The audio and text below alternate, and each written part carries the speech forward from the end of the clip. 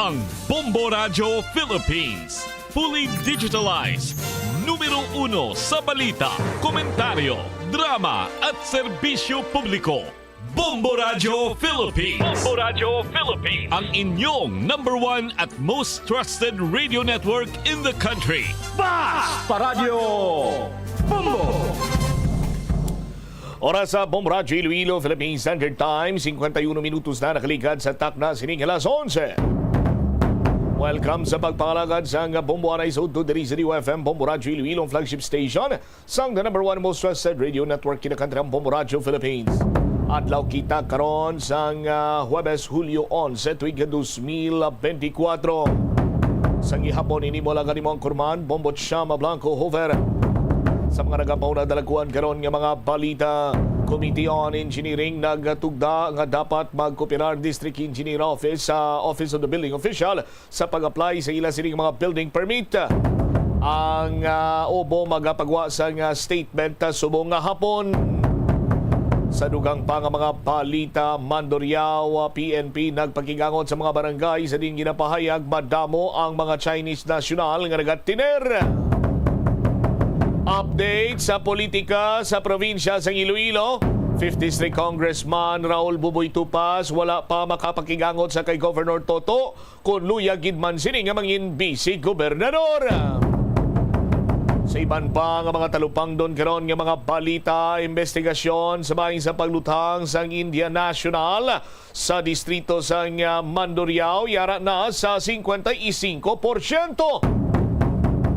Latest update man naton sa nagapanay karon nga palarong pambansa. Nakakuha na sang bulawan nga medalya ang Western Visayas istoryante na karon diri man sa pagpalayag sa nga Bombo Hanay sa udto sa DYFM Bombo Radio Iloilo. Samtang pasiplatan naman naton mga nagapanguna dalaguan karon nga mga balita sa balibot sang pungsod, mga dalaguan kag mga mainit sining balita nasyonal. Sa aton sining pagpangalaga na banwa, istoryahan naton diri ang mga mainit kag mga nagapanguna man nga mga balita nasyonal sa subong adlaw. Ginatudlo diri karon nga opisyal sang tiyempo ni former President Rodrigo Duterte nga naglabi sang Pogo way sang liwan kunti si former presidential spokesperson na Harry Roque.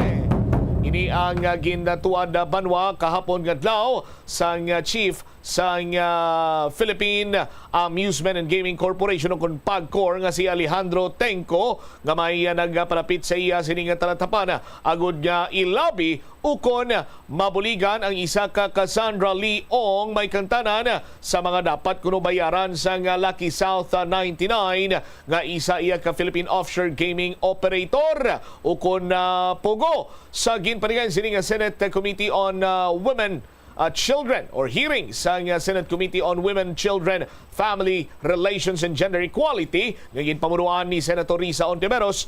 Ginpay ni Tenco nga nagtawag kuno si former presidential spokesperson Harry Roque sa sining opisina sadtong Hulyo tuig 2023 kag nagapamangkot kon pwede nga magpagig appointment or makaset sang appointment sa PAGCOR.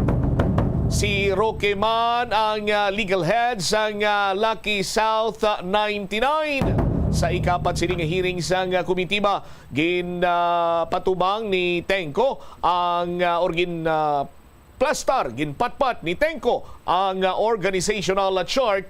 Kalakip na ang mga dokumento nga ginsumiter sang Lucky South 99 para sa ila sining original nga aplikasyon sang lisensya nga kung sa diin yara dito ang laragway kag pangalan ni Harry Roque bilang legal head. Madumduman nga ginpayag ni Tenco nga ginpangalanan niya ang isa ka anay opisyal sa gabinete sa idalom ni former President Rodrigo Duterte nga mong naglabi para nga magka-renew sa lisensya sang isa ka Pogo. Depensa naman diri ni former presidential spokesperson Harry Roque na lakip gid lamang dito banwa ang iya sining pangalan bangod nga ini siya ang legal counsel. No, pero ti why siya kuno niya sang koneksyon siya lang lamang kuno iyang kumbaga pa kung pananglitan iyang mayara sang mga legalidad dira banwa ti dira nagkinanglano ng iyang sining serbisyo. Sa aton sining mga kabombo. Pero sunod rin sa pagkor sa aton sining mga kabombo, ining Lucky South 99 magabayad ko no sang buwis pero installment nga ginabulubanta $500,000. Hindi kay peso kundi $500,000. Ginpahig ni Ong nga ginatunto siya sa isa ka Dennis Cunanan nga mong nagkolekta sa sulod sang 6 ka bulan sang buwis pero way inigin bayad sa pagkor. Klaro man ni Tengko nga ginupdan lang ni Roque si Ong. Way man diri kuno gina-pressure pero bilang abogado sigurado nga nag-facilitate kay ginupdan lamang ang iya sininga kliyente. Kung madumduman pa mayara sang dokumento tunga nalipatan sa isa ka Pogo site, no? Kung sa diin ara dito ang travel document ni former presidential secretary or former presidential spokesperson Harry Roque kaupod sa iya sininga staff nga isa ka lalaki. No, atong do isa man to gani ka pageant winner to. No, sa aton sininga mga kabumbo ni hamakon mo sina banwa. No, ara karon na banwa ang mga mata kag pagtutukman sang aton sining opisyales sa kunanugin man bala ang kahilabtanan ni former presidential spokesperson Harry Roque sa sining mga pogo mga biyan. Sa iban pa nga mga talupang non kag mga mainit nga balita nasyonal diri sa aton sining pagpangalagad mga kabombo si President Bongbong Marcos nagahilapit na lang ang iya sining State of the Nation address. Now, sa aton sinimatag palamatik kag magasentro ang iya sining zona sa ekonomiya, illegal nga droga, kriminalidad, pangabuhi isang Pinoy. No? Amo ining pagasentrohan o kung mangin unod sang ikatatlo nga State of the Nation address ni President Ferdinand Bongbong Marcos sa palabuton sini nga Hulyo 22, no? Sa aton sini karon niya nga mga kabombo. 58 minutos na nakaligad sa takna sini nga las 11. Ang detalye sa mga nagapanguna dalakuan ng mga balita lokal inyo bantayan sa pareng pagpalayag sa bombo aray sa udto pagkatapos ang Bombo Network News. Hindi pagpakanabuan ang piso-piso mo nga natipon. Bisan madugay magdamo, iniamo ang mahimo nga emergency fund sa tion nga tuman mo na kakinahanglanon ng kwarta. Abi mo, amo man ini ang makabulig sa imo nga hindi na pag-ibutang ang imo kaugalingon sa risgo, kaangay sang pagpangutang nga may dako nga interest o kun pagpamroblema bangod hindi on time ang bayad sa imo nga bills.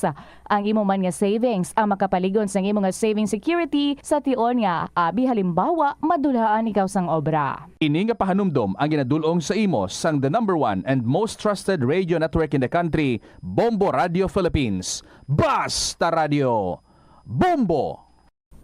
Yari ang mga tips nga dapat mo tandaan agud nga mangin safe and healthy ang pagkaon sa imo nga pamilya.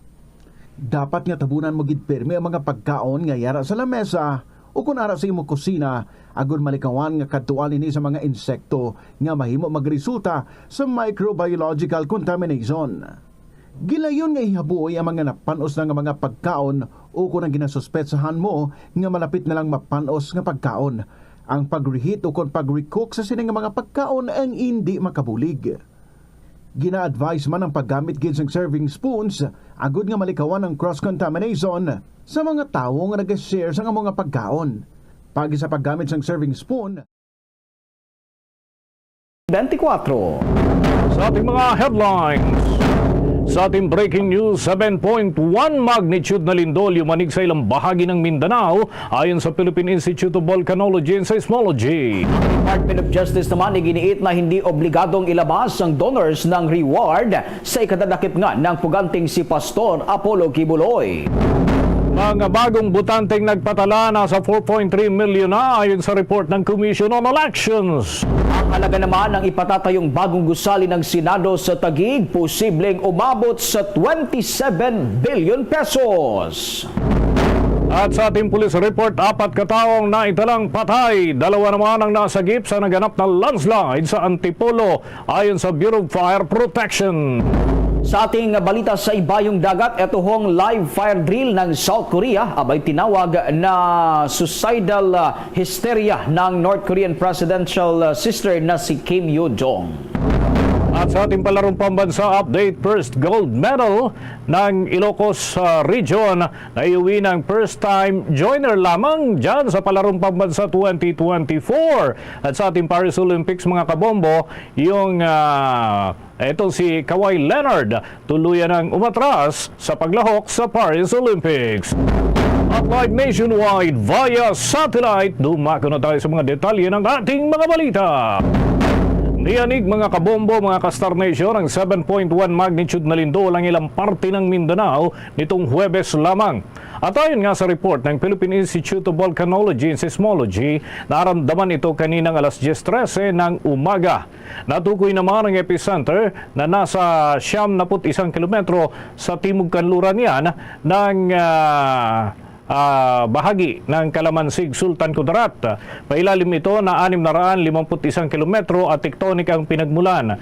Sa ngayon ay patuloy na sinusuri ng mga otoridad kung may mga naitalang pinsala bunsod ng naturang lindol. Sa initial na data, lumalabas ang reported intensities.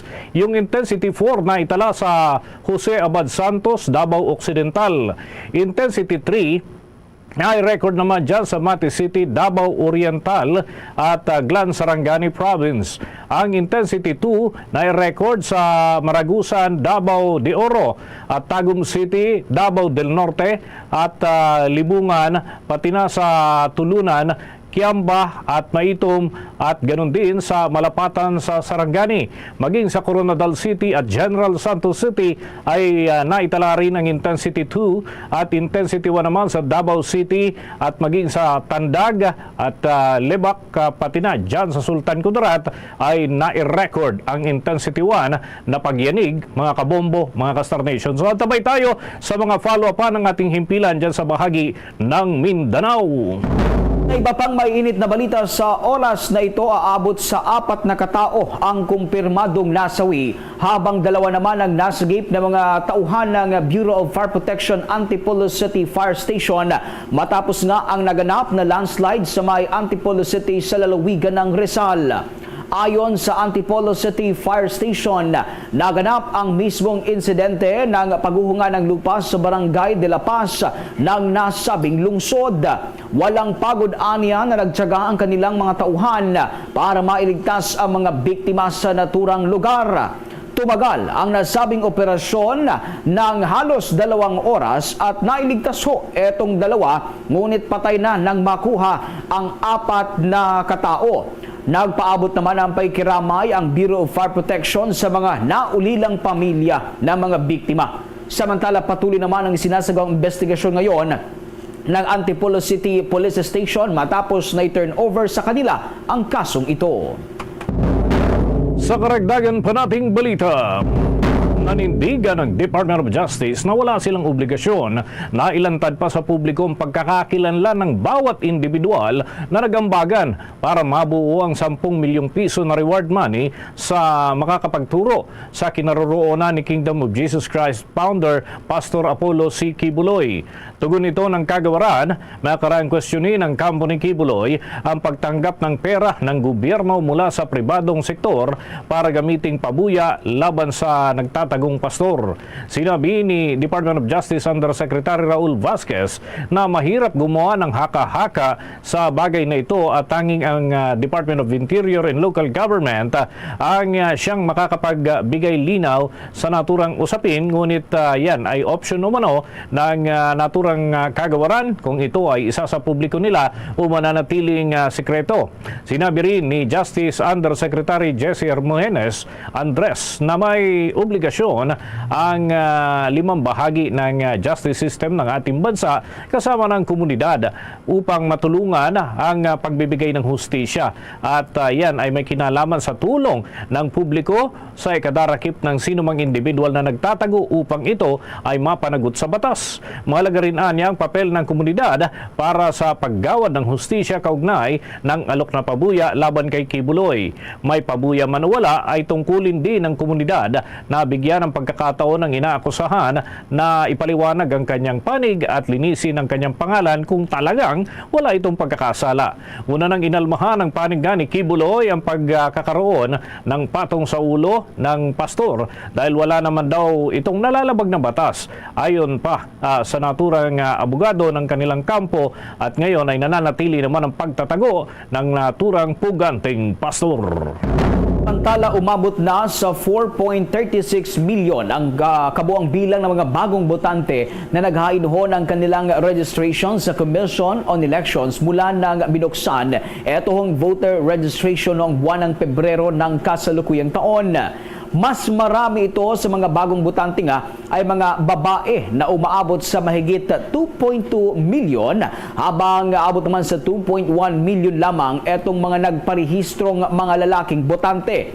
Nananatili ang Calabarzon Region na may pinakamaraming bilang ho ng mga bagong botante na pumalo sa 742,925. Sinundan ito ng National Capital Region na may 3,496 registrants.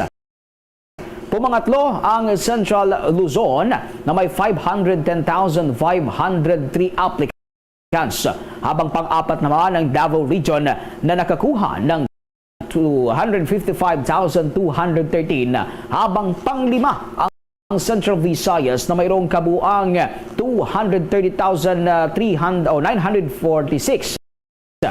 Nananatili naman ang Cordillera Administrative Region na may pinakamamabang bilang ng mga bagong botante na umabot lamang sa 57,709.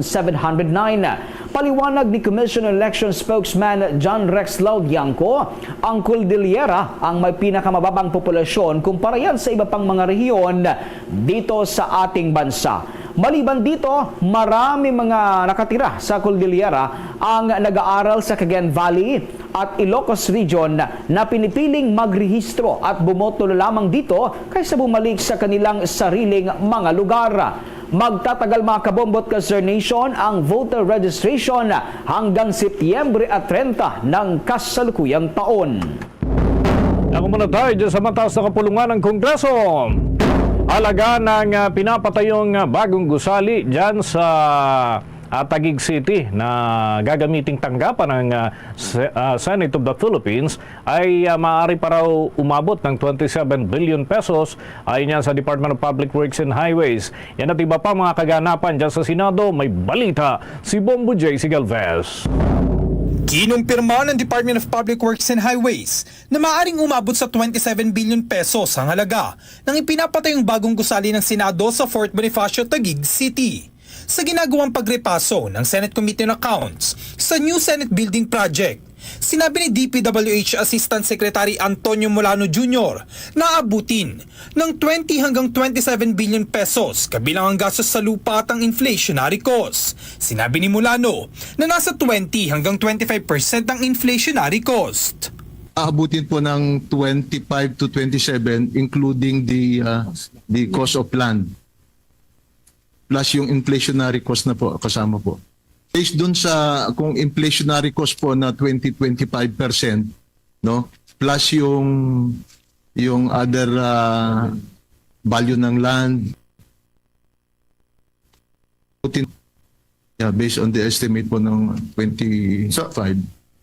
Sinabi naman ni Senator Alan Peter Cayetano, Chairman ng Senate Committee on Accounts, na posibleng lumobo pa nga ang halaga sa 26 hanggang 29 billion pesos dahil sa posibleng 25 hanggang 30% na inflationary cost ng materyales at mas mataas na sweldo ng mga manggagawa.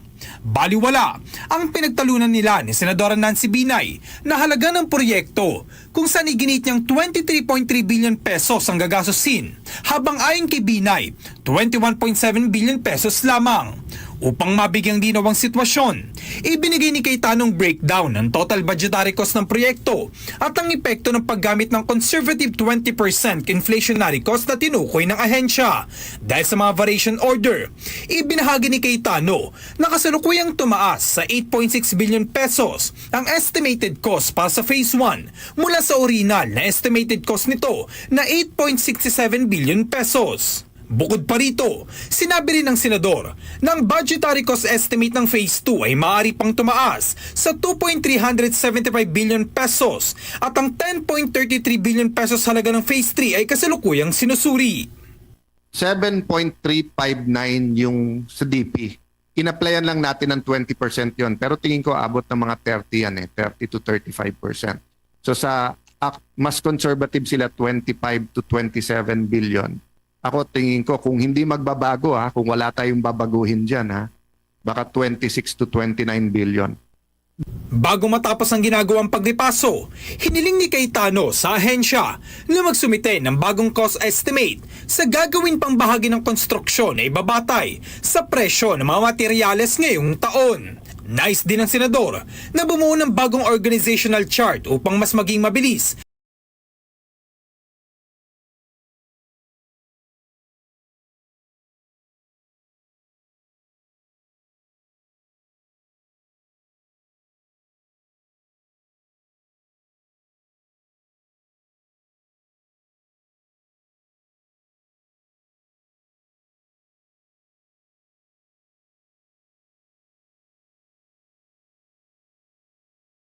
Aksyon ng senador sa mga akusasyon na ibinabato ngayon laban sa kanya. Nanindigan nga itong si Senator Bongo, nakapakanan lamang ng mga Pilipino ang inuuna nila ni dating Pangulong Rodrigo Roa Duterte at kailanman ay walang lugar para sa kanila ang anumang isyu ng korupsyon.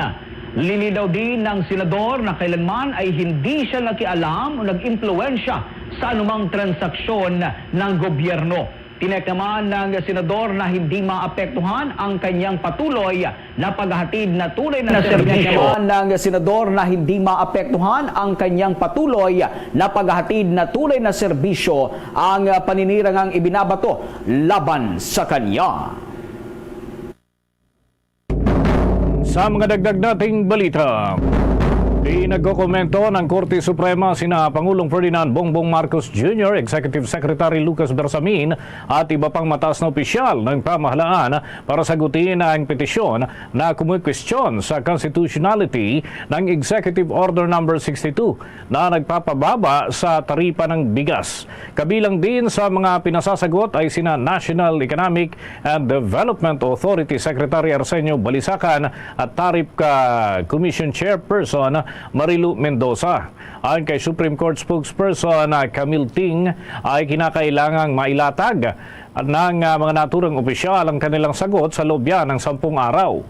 Hulyo 4 mga kabombo ng taong kasalukuyan nung naghain ang mga grupo ng magsasaka ng petisyon sa kataas-taasang hukuman laban sa Executive Order No. 62 at sa naturang petisyon ay hinihiling nila na ang pagpapalabas ng temporary restraining order upang harangin ang tuluyang pagpapatupad ng naturang kautusan. Gayunman, wala pang inilalabas na temporary restraining order ang korte bago pa man ang kukomento na mga ahensya ng pamahalaan ukol sa naturang petisyon. Ayon naman kay Solicitor General Minardo Guevara, mananatili pa rin ang bisa ng executive order hanggang hindi naglalabas ang kataas-taasang hukuman ng kanilang temporary restraining order. Kung maalala ay kinatwiran ng grupo ng mga magsasaka ang umano'y naging madali ang pagpapalabas ng Executive Order number 62 nang hindi man lang nagsasagawa ng konsultasyon at hearing, salig na rin sa itinatakda ng ating batas.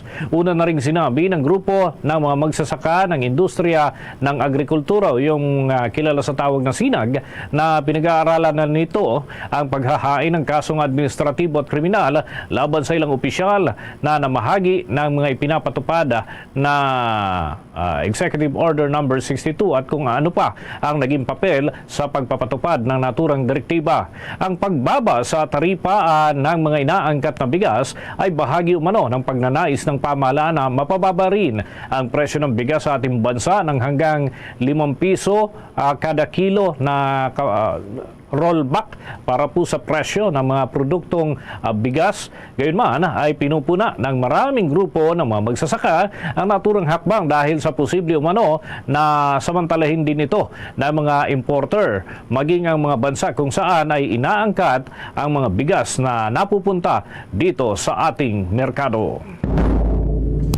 Makibahagi sa aksyon ng Palarong Pambansa 2024. Hatid sa inyo ng Bombo Radio at Star FM. Live! Bombo, para ho sa ating Palarong Pambansa 2024 update. Ito ho, first gold medal ng Ilocos Region na iuwi ng first-time joiner sa Palarong Pambansa 2024. Alamin natin ang buong detalye ng balitang yan sa pag-uulat ni Bombo Levi de Leon. Bombo Levi. Bombo Victor, inialay ni Ariana Don Rabi sa kanyang mga magulang, lalong-lalo na sa kanyang ate, ang napanalunang gold medal sa discus throw elementary girls category na sa ding kauna-unahang gold medal ng Region 1 o Ilocos Region. Si Ariana, na first time pang sumali sa Palarong Pambansa, ay nakakuha ng 31.21 meters distance. Anya, sa edad niyang 12 taong gulang, ay pagsusumikapan pa niya ay mga ensayo upang makapag-representa sa bansa sa mga international tournament kung papalarin. Nagpapasalamat din ito sa kanyang mga coach maging sa kanyang team na nagtiwala sa kanyang kakayahan. Narito pakinggan natin ang halu-halong emosyong pahayag ni Ariana Don Rabi, ang gold medalist sa elementary girls category sa larong discus throw. Hi po. Thank you po sa mga nagsusuporta sa akin. Balang araw matutulungan ko rin po kayo. Kay ate, I would like to thank you po sa mga ginawa mo sa akin. Pagbutihan ko pa po itong sport ko para sa iyo. Bombo Victor, sa mga oras na ito ay nagpapatuloy pa ang mga laro dito nga sa sports complex maging sa iba pang mga playing venues. May tatlong athletic events na tayo na nakapagtala na ng mga medals.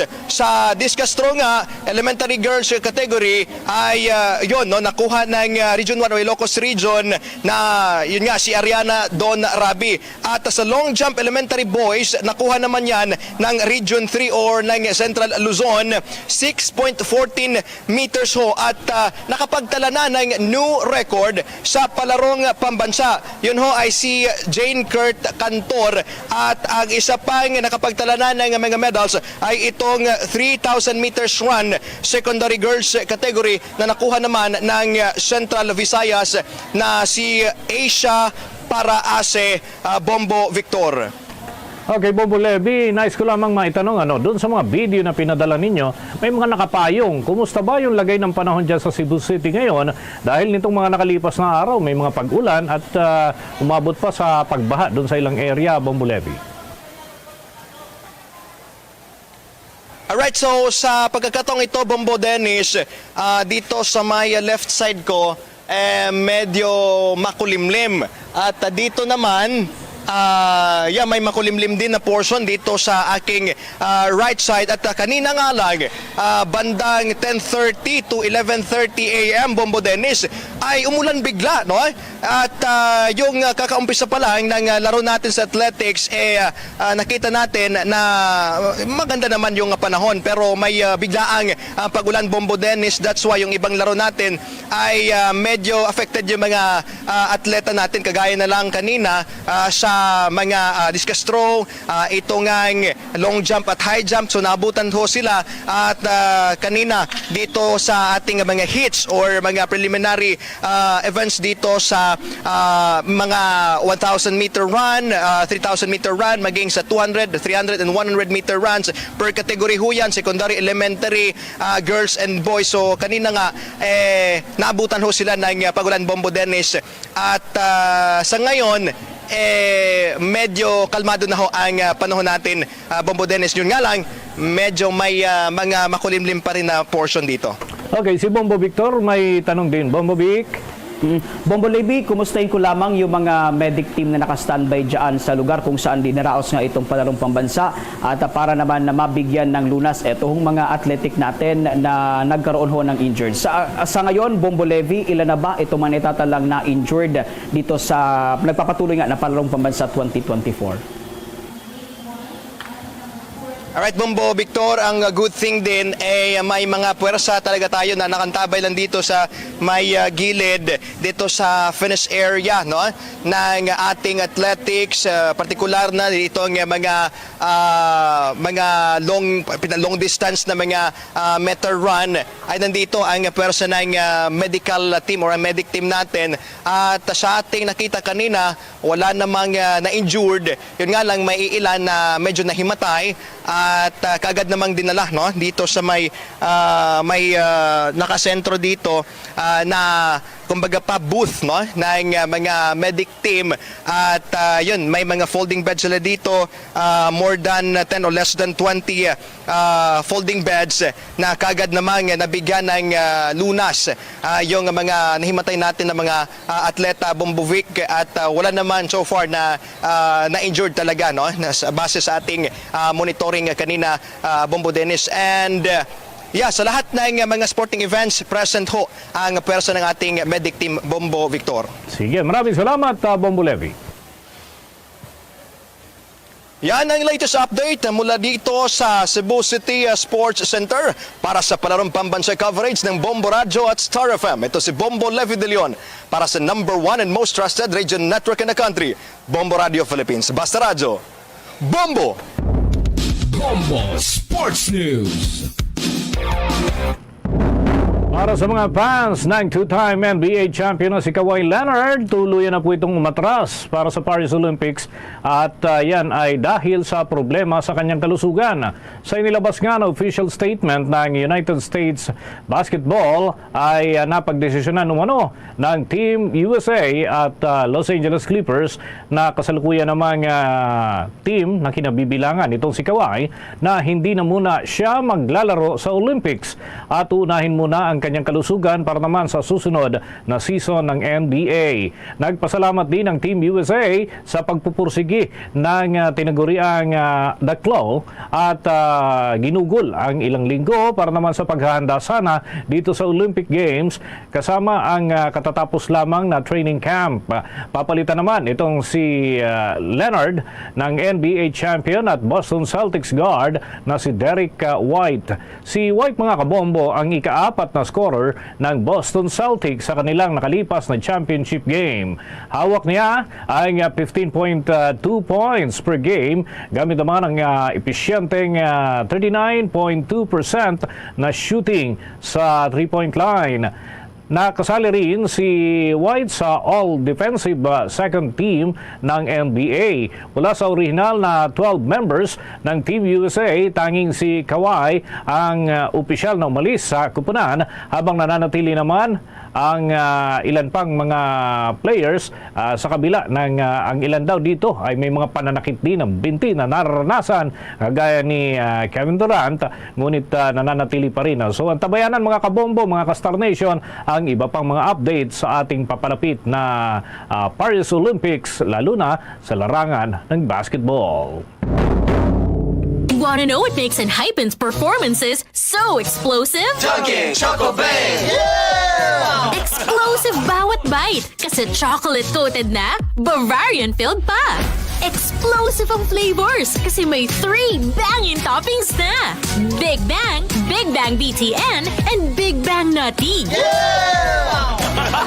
Kaya ang Enhypen, explosive ang bawat galaw. Nothing like Dunkin' Choco Bang! Dunkin', pasalubong ng bayan. Bombo International News. Tinawag ng kapatid ni North Korean leader Kim Jong-un ang ginawang live fire drill ng South Korea bilang suicidal hysteria kasabayan ng babalang hahanap ang South ng matinding pinsala.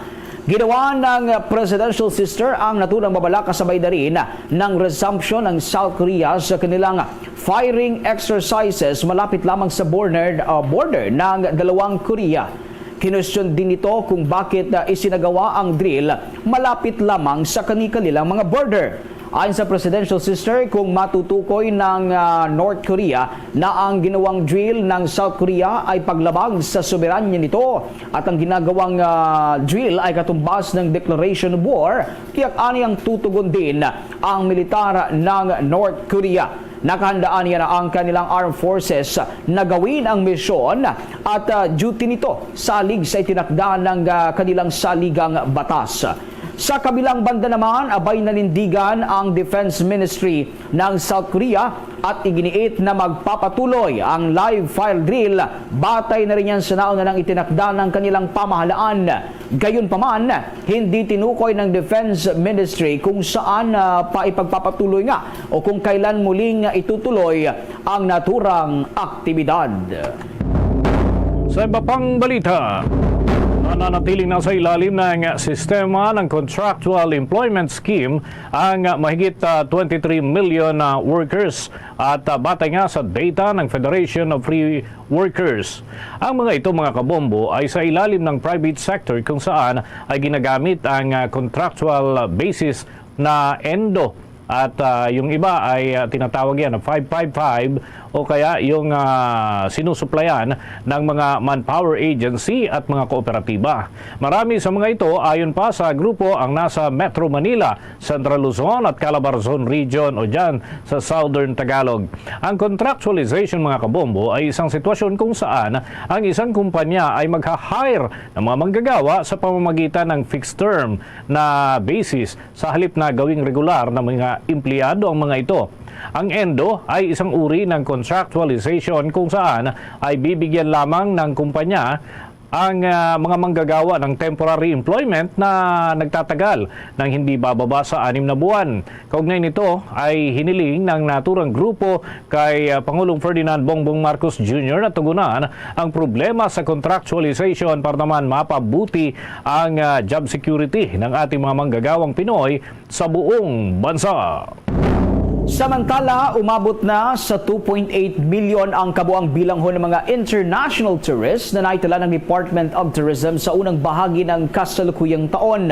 Ito ay katumbas ng 13.7% na mas mataas kumpara yan sa 2.47 million na naitala noong nakalipas na taon sa kaparehong taon. Ayon sa Department of Tourism, sinyalis ito ng magandang rebound o pagbabalik sigla ng turismo sa Pilipinas mula sa naging epekto nga nitong COVID-19 pandemic.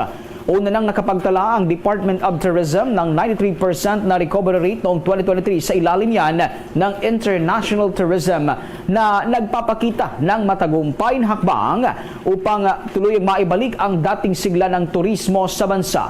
Ngayong nalalapit ho na 2025 naman ay ang unang taon naman ng anibersaryo sa pagpapatupad ng 5-year National Tourism Development Plan na kinapapalooban niya ng mga programa para yan sa full recovery ng bansa. Samantala noong nakalipas na taon ay umabot sa kabuang 5.45 million ang kabuang international visitors sa Pilipinas. Naitala dito ang abot sa 482.54 billion pesos na halaga ng mga resibo mula yan sa mga internasyonal na bisita. Oras natin, 29 na minuto na makalipas ang alas 12 ng tanghali. Lalo pang bumabang level ng tubig dyan sa Angat Dam sa kabilaya ng mabigat na mga pag-ulang naranasan sa ilang bahagi ng Luzon sa mga nakalipas na araw. Umaabot na lamang sa 173.73 ng metro ang antas ng tubig doon sa naturang dam. Mas mababa yan ng 18 cm mula yan ng sinundan nitong araw na umabot naman sa 174.11 metro.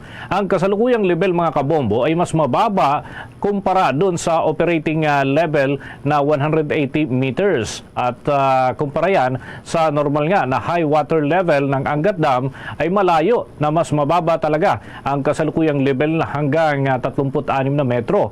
Dahil nga dito ay nananatili pa rin na mas mababang water pressure para naman sa water consumer sa Metro Manila at itong Angat Dam kasi mga kabombong nagsusupply ng mahigit 70% sa Kalakhang, Maynila. Maliban nga dito sa naturang dam, nakitaan din ng mas mababang level ng tubig doon sa 6 na iba pang mga dam sa bahagi ng Luzon. Katulad na lamang ng Ipu Dam, dyan sa Bulacan, ang Buklao at maging sa Binga Dam at matatagpuan yan dyan sa Benguet at yung San Roque Dam sa bahagi naman ng Pangasinan, yung Magat Dam sa Isabela at Caliraya dyan naman sa bahagi ng Lalawigan ng Laguna. Samantala, pinuri ng mga lider ng Kamara de Representantes ngayong araw ho ang paglagdas sa Reciprocal Access Agreement sa pagitan ng Pilipinas at Japan na magpapatibay umano sa naunang trilateral agreements ng dalawang bansa kasama ang Estados Unidos ngayong taon. Kapwa sinangayunan ni Senior Deputy Speaker Aurelio Gonzales Jr. ng Pampanga at ni Deputy Speaker David Suarez ng Quezon at Majority Leader Manuel Dalipe ng Zamboanga City. Itong mga naunang pahayag nga ni House Speaker Ferdinand Martin Romualdez na magriresulta ang naturang kasunduan sa bagong yugto ng pinalakas na ugnayan sa pagitan ng Pilipinas at ng bansang Japan. Kamakailan ay bumisita nga si Speaker Romualdez sa Japan kung saan nakaharap nito ang kanyang Japanese counterpart upang lalo pang mapaigting ang bilateral cooperation ng dalawang bansa. Noong Martes naman ay nilagdaan ni Defense Secretary Gilberto Tidoro Jr. at ni Japanese Foreign Minister Kamikawa Yoko ang naturang kasunduan na sinaksen mismo ni Pangulong Ferdinand Marcos Jr. Para kay Representative Suarez, ang pinalakas na defense cooperation ng Pilipinas at Japan ay mahalaga sa pagpapanatili ng katatagan sa rehiyon. Ay naman kay Dalipe, pinagtibay ng naturang kasunduan ang relasyon nito sa Japan na pagpapakita ng pagsulong ng Pilipinas sa kapayapaan at seguridad. Ayon pa kay Representative Dalipe, hindi lang palalakasin ng kasunduan ang kakayahang pandepensa ng Pilipinas, ngunit pinanday din ang pagkakaparehong mithiin at pinahahalagahan ng dalawang bansa. Umasa naman si Finance Secretary Ralph Recto na tutugunan ni Pangulong Ferdinand Bongbong Marcos Jr. ang rekomendasyon ng kanilang panig na tuluyan ang pagbawalan ang mga operasyon ng offshore gaming operators. Sinabi ng kalihim na noon pang mga nagdaang linggo nang isinumiti nito ang nasabing rekomendasyon.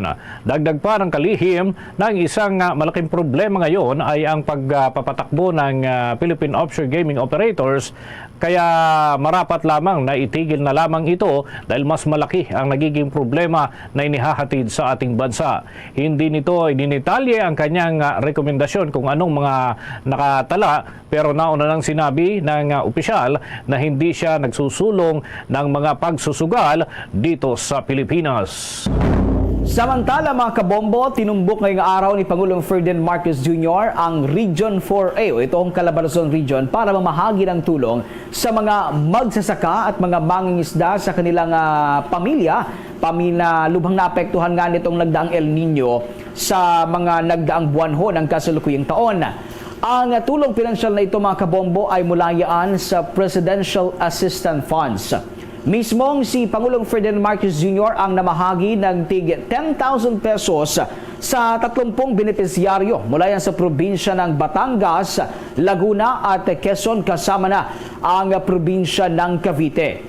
Namahagi din ng presidential assistance si Pangulong Marcos sa 3 provincial government. nasa 24,040,000 para yan sa Batangas. Nagbigay rin ito ng 17,420,000 sa Laguna at 28,810,000 naman sa probinsya ng Quezon. Namahagi din ng tulong ang ilang mga government agencies gaya ng farm machineries equipment, fiber boats, seeds at fishing cages. Ang Department of Social Welfare and Development naman at maging ang Department of Labor and Employment, ang Technical Education and Skills Development Authority, ang Department of Trade and Industry at ang Office of the House Speaker na si Ferdinand Martin Romualdez ay namahagi naman ng cash assistance, business kits, starter toolkits, certificate of scholarship at 5 kilo ng bigas sa bawat dadalo nga sa buong araw. Samantala nasa 12,000 namang isda naman magsasaka at kanilang pamilya na lubhang naapektuhan nga ng nagdaang weather phenomenon ang nakatanggap din ng naturang tulong. Personal na nag-ikot nga sa iba't ibang bahagi ng bansa itong si Pangulong Ferdinand Marcos Jr. upang personal na iabot ang tulong sa mga magsasaka at mangingisda at kanilang mga pamilya. Sa dagdag pa nating balita, guilty ang naging hatol ng Sandigan Bayan 2nd Division sa kasong paglabag sa Anti-Graft and Corrupt Practices Act na inihain laban kina former Cagayan de Oro City Congressman Constantino Haraula at Department of Agriculture Region 10 na Technical Director Joel Rudinas, Budget Officer Maria Reyna Lumantas at Accountant Claudia Artazo. Ito ay may kinalaman sa manumalya umano na paglalabas ng fertilizer funds. Batay nga sa 77 pahina ng desisyon ng Sandigan Bayan 2nd Division, sinintensyahan ang mga ito ng tig 6 hanggang 10 taon na pagkakakulong ay itong mga nasasakdal. Inalisan na rin sila ng karapatang humawak ng anumang pampublikong tungkulin at inalis na rin ang kanilang mga retirement at gratuity benefits. Hinatulan rin ng guilty si Private Dependent Evelyn De Leon na tumayong Pangulo ng Philippine Social Development Foundation Incorporated na isang non-governmental organization na nagpatupad ng naturang proyekto. Pinaniniwalaang ito nga ay may kaugnayan sa iba pang mga usapin na naungkat nitong mga nakalipas na panahon. Pinaniniwalaan o walang sala naman mga kabombo ng Anti-Graft Court itong kaso ni dating Cagayan de Oro City Agriculturist Godofredo Bahas dahil naman sa kahinaan ng mga ebidensyang umanong naibato laban sa kanya. Lahat ng mga hinatulang guilty ay pinagbabayad din ng nasa 3 milyong piso sa city government na mayroong 6% interest kada taon mula nang ilabas ang naturang desisyon. Gayunman, ang lahat ng mga akusado ay napawalang sala sa hiwalay na kaso ng malversation of public funds dahil naman sa kakulangan ng angkop na mga ebidensya. Samantala sa iba pang mga balita, naghain na ng petisyon ng ilang labor group na humihilinga na baliktarin ang inapurahang 35 pesos wage increase para yan sa mga manggagawa dito sa Metro Manila. Patay sa nilalaman ng 4 na pahinang petisyon na ito na inihain ng grupo ng pinangunahan nga ng Alliance of Nationalist and Genuine Labor Organization. Hiniling ng mga ito sa National Wage and Productivity Commission na isang tabi ang naunang desisyon at ideklara ang 1,207 na minimum daily wage sa National Capital Region. Katwiran ng grupo, ang 35 pesos na pagtaas sa arawang sahod ng mga manggagawa sa Metro Manila ay nakabatay pa rin sa datos ng Philippine Statistic Authority noong 2021. Ayon sa grupo, nararapat lamang ang 1,207 na daily minimum wage para yan sa mga manggagawa sa Kamaynilaan para mabuhay. Sa kabila ng patuloy na rin ang pagtaas ng presyo ng mga bilihin. Hunyo 27 ng kasalukuyang taon noong napirmahan nga ang naturang wage order number at NCR 25 at lumabas sa publikasyon noong Hulyo 1 at magiging epektibo nga ito 15 araw matapos ang opisyal na publikasyon nito. Ang naturang kautusan ang nagbibigay nga ng dagdag 35 pesos na minimum na arawang sahod sa mga manggagawa dito sa Metro Manila. Noong lumabas nga ang naturang order ay inulan ito ng batikos mula sa mga labor groups dahil sa malayong mas mababa ito kumpara sa hiling na 100 pesos hanggang 150 pesos na dagdag sa arawang sahod ng mga manggagawa. Pero ayon kay Labor Secretary Buenvenido Laguasma, maaari pa ito mabago kapag opisyal nang may maghahain ng petisyon bago ang tuluyang pagiging epektibo ng naturang kautusan. Samantala, welcome naman para kay Energy Secretary Rafael Lutilla ang tuluyang pagiging epektibo ng nuclear deal sa pagitan ng Pilipinas at Estados Unidos. Ito ay bahagi nga ng Agreement for Cooperation Concerning Peaceful Uses of Nuclear Energy o ang 123 Agreement na una ng pinirmahan ng Estados Unidos at Pilipinas noong Nobyembre ng nakalipas na taon. Ayon nga kay Secretary Lutilla, ang naturang agreement ay magbibigay ng ligtas at maayos na nuclear energy. Layunin naman ang naturang kasunduan na mapadali pa ang paglilipat ng mga akmang impormasyon, nuclear materials, kagamitan at mga component ng sumusunod sa standard na nakasad naman sa International Atomic Energy Agency. Sumusunod din ito mga kabombo sa batas ng dalawang bansa, mga international agreements at itinatakdang regulasyon para sa nuclear energy. Sa kasalukuyan ay sinasabi nga ng kalihim na isinasapinal na ng Nuclear Energy Program Interagency Committee ang Nuclear Energy Program Roadmap ng ating bansa na inaasahan naman magiging daan para sa mas maayos na paggamit ng enerhiyang nuklear mula yan sa mga power generations. O pa tayo ng mga balitang tinutukan ng ating mga kasamahan, ito hong Department of Tourism. Hinihikayat ho ang publiko na tangkilikin ang mga tourism destination dito sa ating bansa. Alamin natin ang buong detalye sa pag-uulat ni Bombo Joanna Martinez.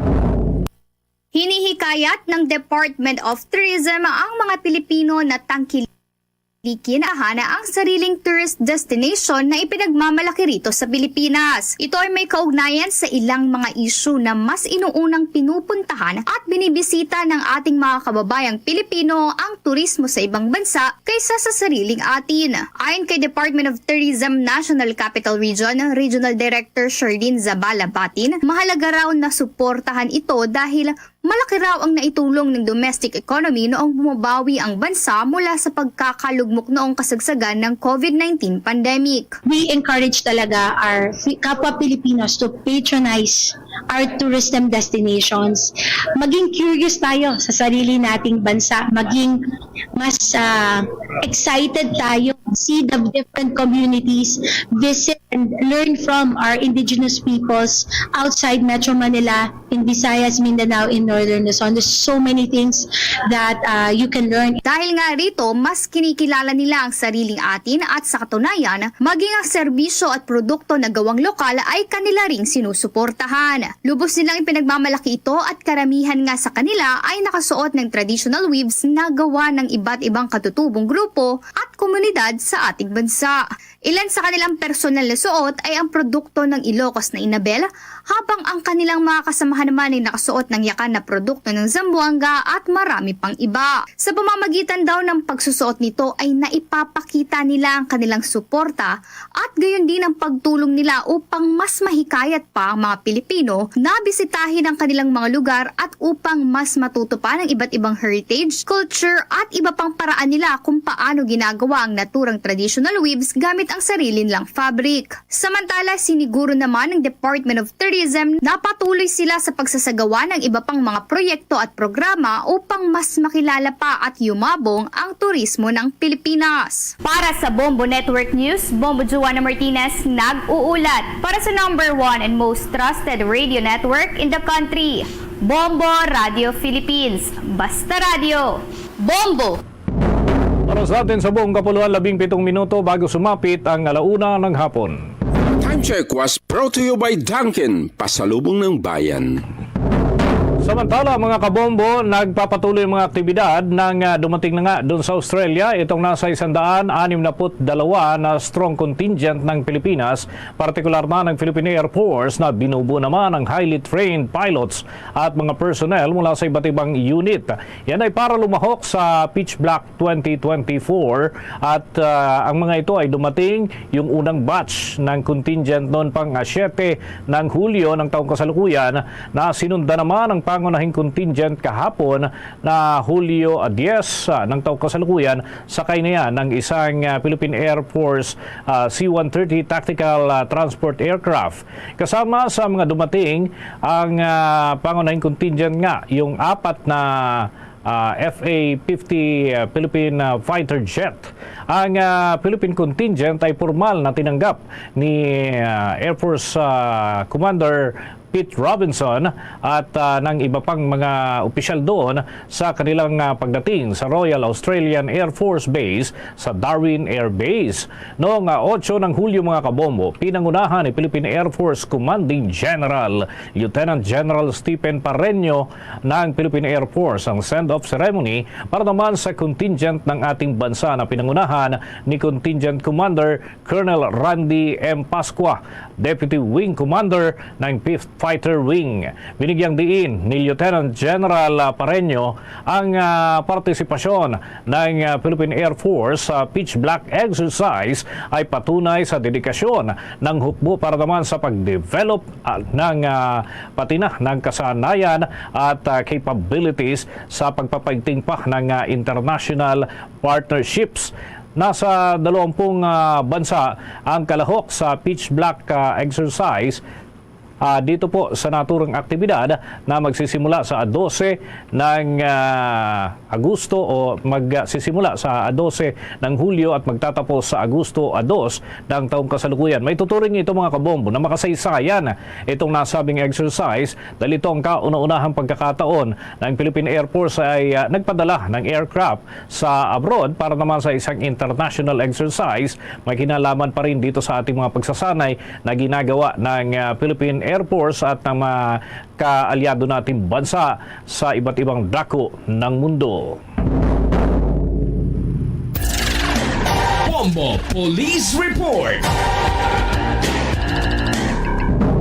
Ito muna mga kabombo, mga ka-Star Nation, may 11 kataong naitalang patay matapos na salpukin ng isang bus ang pick-up na sasakyan dyan sa Bulog, Cagayan. May follow-up report ang Bombo Radio Tugigaraw. Patay ang 11 katao matapos sa salpukin ng Florida bus ang isang pick-up sa bayan ng Abulug, Cagayan kaninang alauna madaling araw. Sinabi ni Police Major Antonio Palatao, ang hepe ng PNP Abulug, na batay sa kanilang investigasyon, palabas mula sa inner road ng Junction Ayaga sa lalawigan ng Apayao papunta sa National Highway ang pick-up ng banggain ito ng bus. Sa lakas ng impact ng pagbangga ay tumilapon mula sa pick-up ang mga pasahero na agad na ikinasawi ng 11 na sakay nito. Ayon kay Palatao, tanging nakaligtas sa mga sakay ng pick-up at ang driver at 2 dalagita na ngayon ay nasa ospital sa Abulug. Nasugatan din sa insidente ang driver at konduktor ng bus.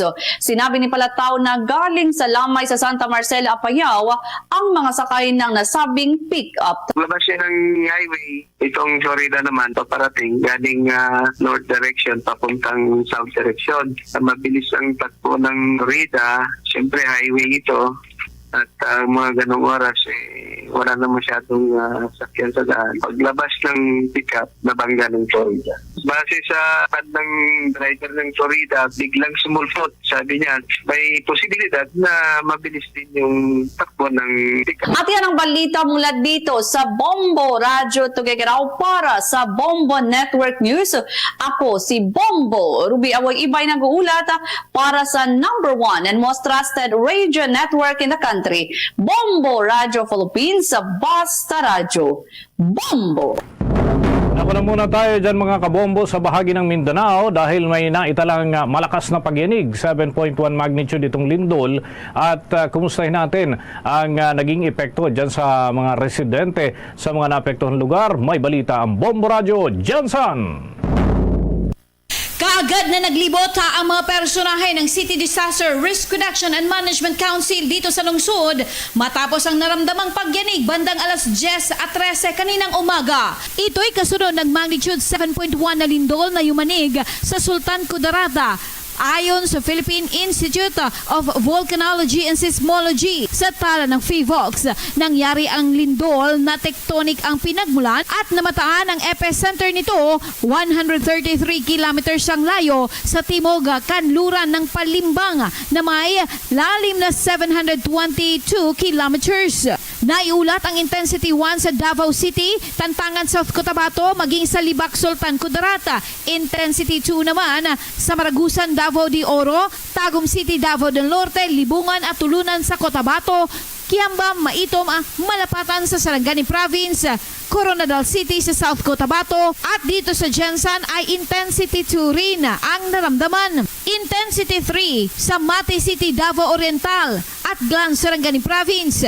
Intensity 4 naman sa Jose Abad Santos, Davao Occidental. Nagpaalala naman si Jerome Balmediano, ang tagapagsalita ng Office of Civil Defense Region 12 sa publiko, na mag-ingat pa rin dahil sa mga aftershocks na patuloy na mararamdaman matapos ang pagyanig. Alala sa lahat at imbitasyon, every time we do quarterly earthquake drill, hindi natin alam kung kailan mangyayari. Yan ang ulat mula rito sa himpilan ng Bombo Radio Jensen. Ito si Bombo May Diklaro para sa the number 1 and most trusted radio network in the country, Bombo Radio Philippines, Bus Radio, Bombo! Ito namang Iloilo, Guimaras, Negros Bridge at Panay Railway System inaasahan na mailatag sa pangatlong State of the Nation Address ni Pangulong Ferdinand Marcos Jr. Alamin natin ang buong detalye sa pag-uulat ng Bombo Radio Iloilo. Inaasahan ni Iloilo Governor Arthur Defensor Jr. na mapapakinggan ang bagong development projects ng administrasyon para sa Iloilo at sa buong Western Visayas kasabay ng pangatlong State of the Nation Address o SONA ni President Ferdinand Bongbong Marcos Jr. sa Hulyo 22. Ayon kay Defensor, na isa rin sa kumpirmadong dadalo sa naturang event, base sa naunang mga SONA, madalas na nababanggit ng Pangulo ang Iloilo at ang mga plano nito sa lalawigan. Maalalang kabilang dito ang development ng Iloilo-Capiz Aklan Expressway at ang Panay-Guimaras Negros Bridges Project. Noong 2022 naman, nailatag rin ng Presidente na kabilang sa priority infrastructure projects ng kanyang administrasyon sa labas ng National Capital Region ay ang revival ng Panay Railway System. Ayon naman kay Defensor, maaaring hindi na babanggitin ng Pangulo ang mga nasabi na nitong proyekto, ngunit ikinagagalak nitong nakarating na sa atensyon ni Marcos ang mga nais maabot ng lalawigan ng Iloilo. Napagalamang sa Panay-Guimaras Negros Bridges Project, una nang sinabi ng Department of Public Works and Highways na nakatakdang matapos ang detailed engineering design ng Section A o Panay to Guimaras ngayong 2024. I think that Iloilo will be mentioned because the President has always mentioned Iloilo and his plans for Iloilo. Aside from the other projects, again, pag-develop sa rail, Iloilo-Capiz Aklan Expressway, our bridge, we don't expect the President to repeat them. From mas maigi kung may mga bago kita ng mga development projects for Iloilo and the whole region. Of course, there are others. There are others, but and our job is to push for it. Si Iloilo Governor Arthur Defensor Jr. Para sa Bombo Network News, ako si Bombo G. Zapadios. Para sa number 1 and most trusted radio network in the country, Bombo Radio Philippines. Basta Radio, Bombo! Samantala mga kabombo, yung bahagi ng lungsod ng Cebu na venue ng Palarong Pambansa 2024 posible pa raw makaranas sa mga pag-ulan hanggang sa mga susunod na linggo. At alamin natin ang mga hakbang naman ng mga lokal na otoridad sa naturang lugar. May balita ang Bombo Radio Cebu. Makakaranas ng pag-ulan ang Cebu City sa mga susunod na araw dahil sa Intertropical Convergence Zone na magdadala ng pag-ulan sa malalaking bahagi ng Central Visayas na magtataga sa susunod na linggo. Ito ang ipinahayag ni Mark Gales, ang weather specialist ng Pag-asa Mactan. Dagdag pa nito na napansin din nila na maaaring magkaroon ng low pressure area sa East at Mindanao na inaasahang aabot hanggang Central Visayas. Sa kabilang banda, Walang patunay na ang malakas na hangin o ang sinasabing buhawi ay siyang sumira sa ilang kabahayan sa Purok Green Hills at Purok Nangka sa Barangay Poblasyon sa Liloan, Cebu noong Lunes, Hulyo 8, 2024. Sinabi ni Mark Gales na hindi nila ma-verify ang pagkakaroon ng buhawi batay sa mga video na kuha sa pinangyarihan. Dagdag pa niya na posibleng isang gas front o isang downburst na karaniwang nauuna sa malakas na buhos ng ulan sa panahon ng bagyo na siyang sumira sa mga tahanan sa Liloan at hindi isang buhawi. Gayon pa man, hinimok niya ang mga Cebuano na huwag maging kampante at manatili sa loob ng bahay tuwing may thunderstorms upang maiwasang tamaan ng mga lumilipad na bagay.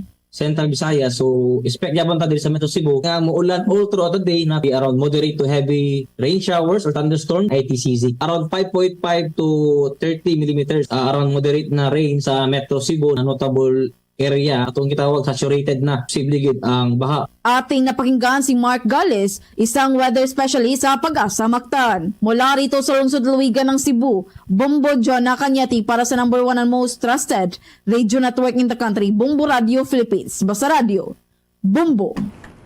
Namang DOST Region 7 nakatakdang mag-host ng Handa Pilipinas Visayas Legs o League sa Cebu sa huling bahagi yan ng kasalukuyang buwan. Alamin natin ang buong detalye sa pag-uulat ng Star FM Cebu.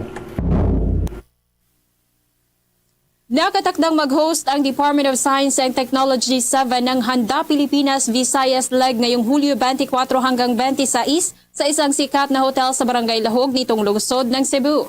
Layunin pa ng Handa Pilipinas na ihanda ang mga komunidad at barangay sa pamamagitan ng agham at teknolohiya at nagbibigay ng kapangyarihan sa lahat na mag-ambag sa patuloy na pagsisikap at upang bumuo ng isang mas matatag at handa na bansa.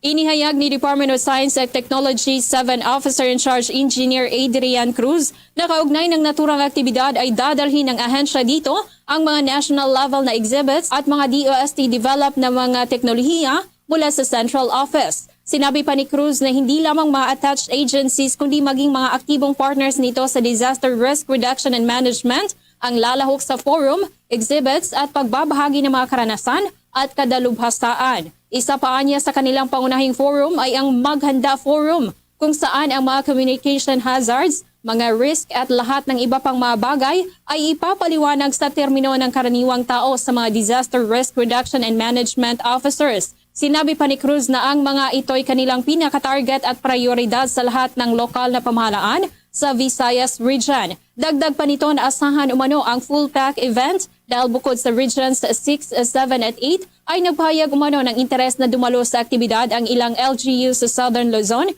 dahil mas malapit pa umano ito sa kanilang area kumpara sa Ilocos Norte kung saan ginanap ang Luzon Leg sa unang bahagi ng buwang ito. Visayas Leg sa Handa Pilipinas in order for it to enhance ang national level na exhibits like ang mga DOST attached agencies. This particular nga event, ang Handa Pilipinas, covers all the thematic areas of SATRM. Mula rito sa lungsod ng Cebu, Star DJ Sophie Ember nag-uulat para sa number 1 in most trusted radio network in the country, Bombo Radio Philippines. Basta Radio, Bombo! Tuloy-tuloy pa rin sa pagsubaybay sa mga programa ng Bombo Radio Philippines at maaari po ninyong matutukan ang mga kaganapan kagaya po ng mga naitatala dyan na development sa Central Visayas sa ating palarong pambansa coverage at iba pang mga kaganapan. No? Maaari po ninyong masubaybayan sa pamamagitan ng Bombo mobile application at ganun din sa ating Facebook live programs at YouTube channel sa mga taga-subaybay natin. Ibig makapakinig ng mismong lingwahe na meron po sila, dako tayo dyan sa Hilagan, Luzon, yung mga taga-subaybay natin para sa Cagayan Valley Region. Nariyan ang Bombo Radio Kawayan, sa Pangasinan naman, Bombo Radio Dagupan, at sa City of Pines, nariyan ang Bombo Radio Baguio. Sa lalawigan ng Albay naman, Bombo Radio Legazpi. Mga kabombo, marami pa tayong mga estasyon dito sa may bahagi ng Luzon. Nariyan ang Bombo Radio Tugigaraw, ang Bombo Radio Lawag, Bombo Radio Vigan at Bombo Radio La Union, maging ang Bombo Radio Naga. Ito na po ang ating Orasyo Impirata in time of grave tension in the West Philippine Sea.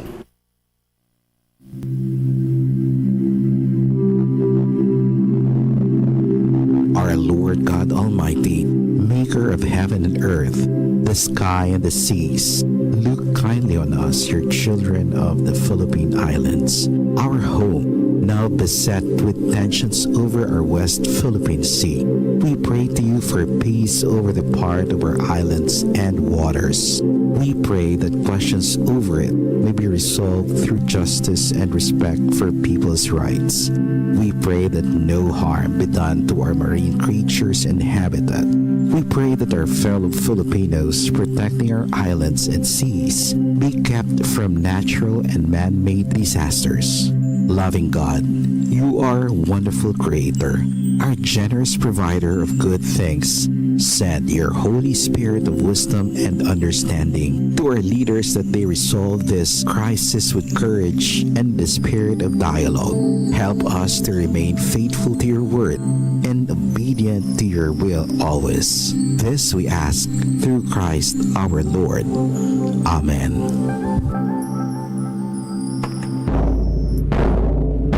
Luzon, Visayas at Mindanao. Yan ang kalipunan ng ating mga balita para sa pantanghaling edisyon ng Bombo Network News. At mula rito sa Bombo News Center, Makati, para sa number 1 and most trusted radio network in the country, Bombo Radio Philippines. Basta Radio, Bombo! Standard time in punto launa na sa hapon. Balik na diri sa pagpangalagad sa Bombo Aray sa Udto sa Gyapon.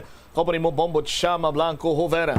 Standby sa aton sining mga kabombo sa dugang mga balita kaga impormasyon driman sa aton sining nga pagpangalagad. Istoryahan naton ining latest development diri may kantanan sa sining mga project sa palibot sang syudad sang Iloilo. Ang committee chairman sa Committee on Infrastructure and Engineering nagpahayag na dapat magkooperar kunong Iloilo City District Engineering Office sa Office of the Building Official. Ini may kantanan sa statement, no, sa sulat rather ni ICDEO officer in charge Engineer Roy Pagkanan nga ining 7 ka mga proyekto nga gintumod ni Mayor Jerry Treñas nga delayed. Why kuno iya sang delayed? Kunti ang kosang delay diri amo ang pag-hold sang Office of the Building Official nga sa idalo man sang talatapan sang alkalde sang syudad. But mayara man sang sulat diri ang Office of the Building Official nga kung sa banwa nagapahayag, no? Nga sandig iya sa National Building Code of the Philippines. Tinagakadapat nga mayara sang mga rekisito sining nga kumplituhon anay ang isa ka opisina katulad na sa Iloilo City District Engineering Office kung ini sila ang magapatukod sa isa ka proyekto bangod nga ginatindugan sa ilang sining mga proyekto duta sang syudad sang Iloilo. Nakabutang diri nga the local government code requires that all government agencies proposing projects must have prior consultation with the local government unit land obtain approval from the concerned sangguniang panglungsod before implementing any project, or location clearance must also be secured to ensure that the project complies with a comprehensive land use plan of Iloilo City. So, sandig driya sa obo sa pagkontraman iya sa pahayag sa sulat ni Engineer Roy Pagkanan nga sa 8 ka mga applications, 2 lang gid ang ginaprubahan sini nila, 1 ang pending, 5 diri ang ginbalik para nga i-rectify sa Iloilo City District Engineering Office. Hasta subong kuno banwa tubtob subong sinimatino as of press time ang Iloilo City District Engineering Office ang wala makasumiter sang rectifications na angot sa 5 ka mga proyekto, no? Sa aton sini nga mga kabumbo ti ining mga deficiencies or kakulangan sa compliance sa aton sini nga mga kabombo, amoy ning rason kung nga wala nag-issue sang building permit ang Office of the Building Official sa aton sini nga mga kabombo. So hindi man naton sila iya baso labi sa aton sini mga kabombo sa lihok sang Office of the Building Official. Kiti nagasunod man lang iya sa pagsulundan, partikularmente sa bahin karon sang local government code. No? Sa aton sini nga mga kabombo, kiti basikon sila man karon na manabat sila diri banwa kung magpinatuyang lang drabi karon sa pag-aprobar. Ang terminolohiya bla approve without thinking. Sa aton sini nga mga kabombo. As a result kuno manwa 36 ka mga ICDEO projects ang isumiter sa opisina sang OBO for initial technical evaluation. Sandig sa sulat, tubtob subong 22 ang nakakomplete sa initial evaluation process with corresponding corrections and findings endorsed back to Iloilo City District Engineering Office. 5 ang pending release sa ICDEO. Ang remaining orang nabilin nga siyam ang yara pa sa proseso sa aton sini nga mga kabombo.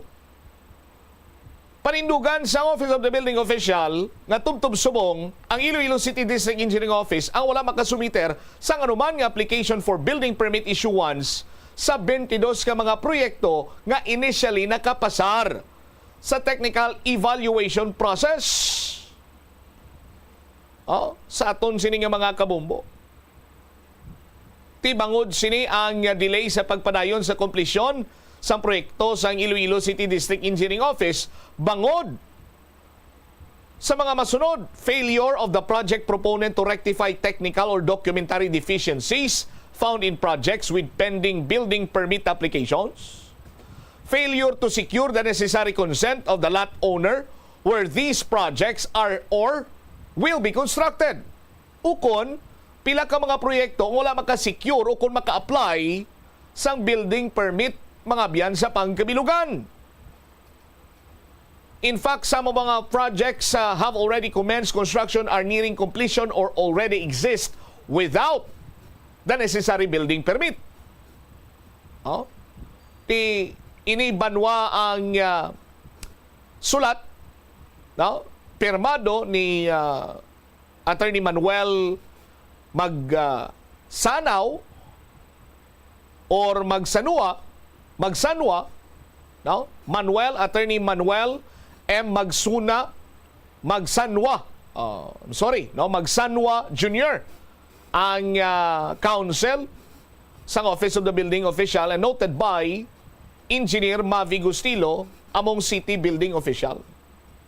Sa aton sini nga mga kabombo. So, yesterday, presentar naton ang sulat sa building official or sa Iloilo City District Engineering Office, and subong sa ngalan sa patas kapag waragwag kay nagpagwa sa sulat diri ang Office of the Building Official, but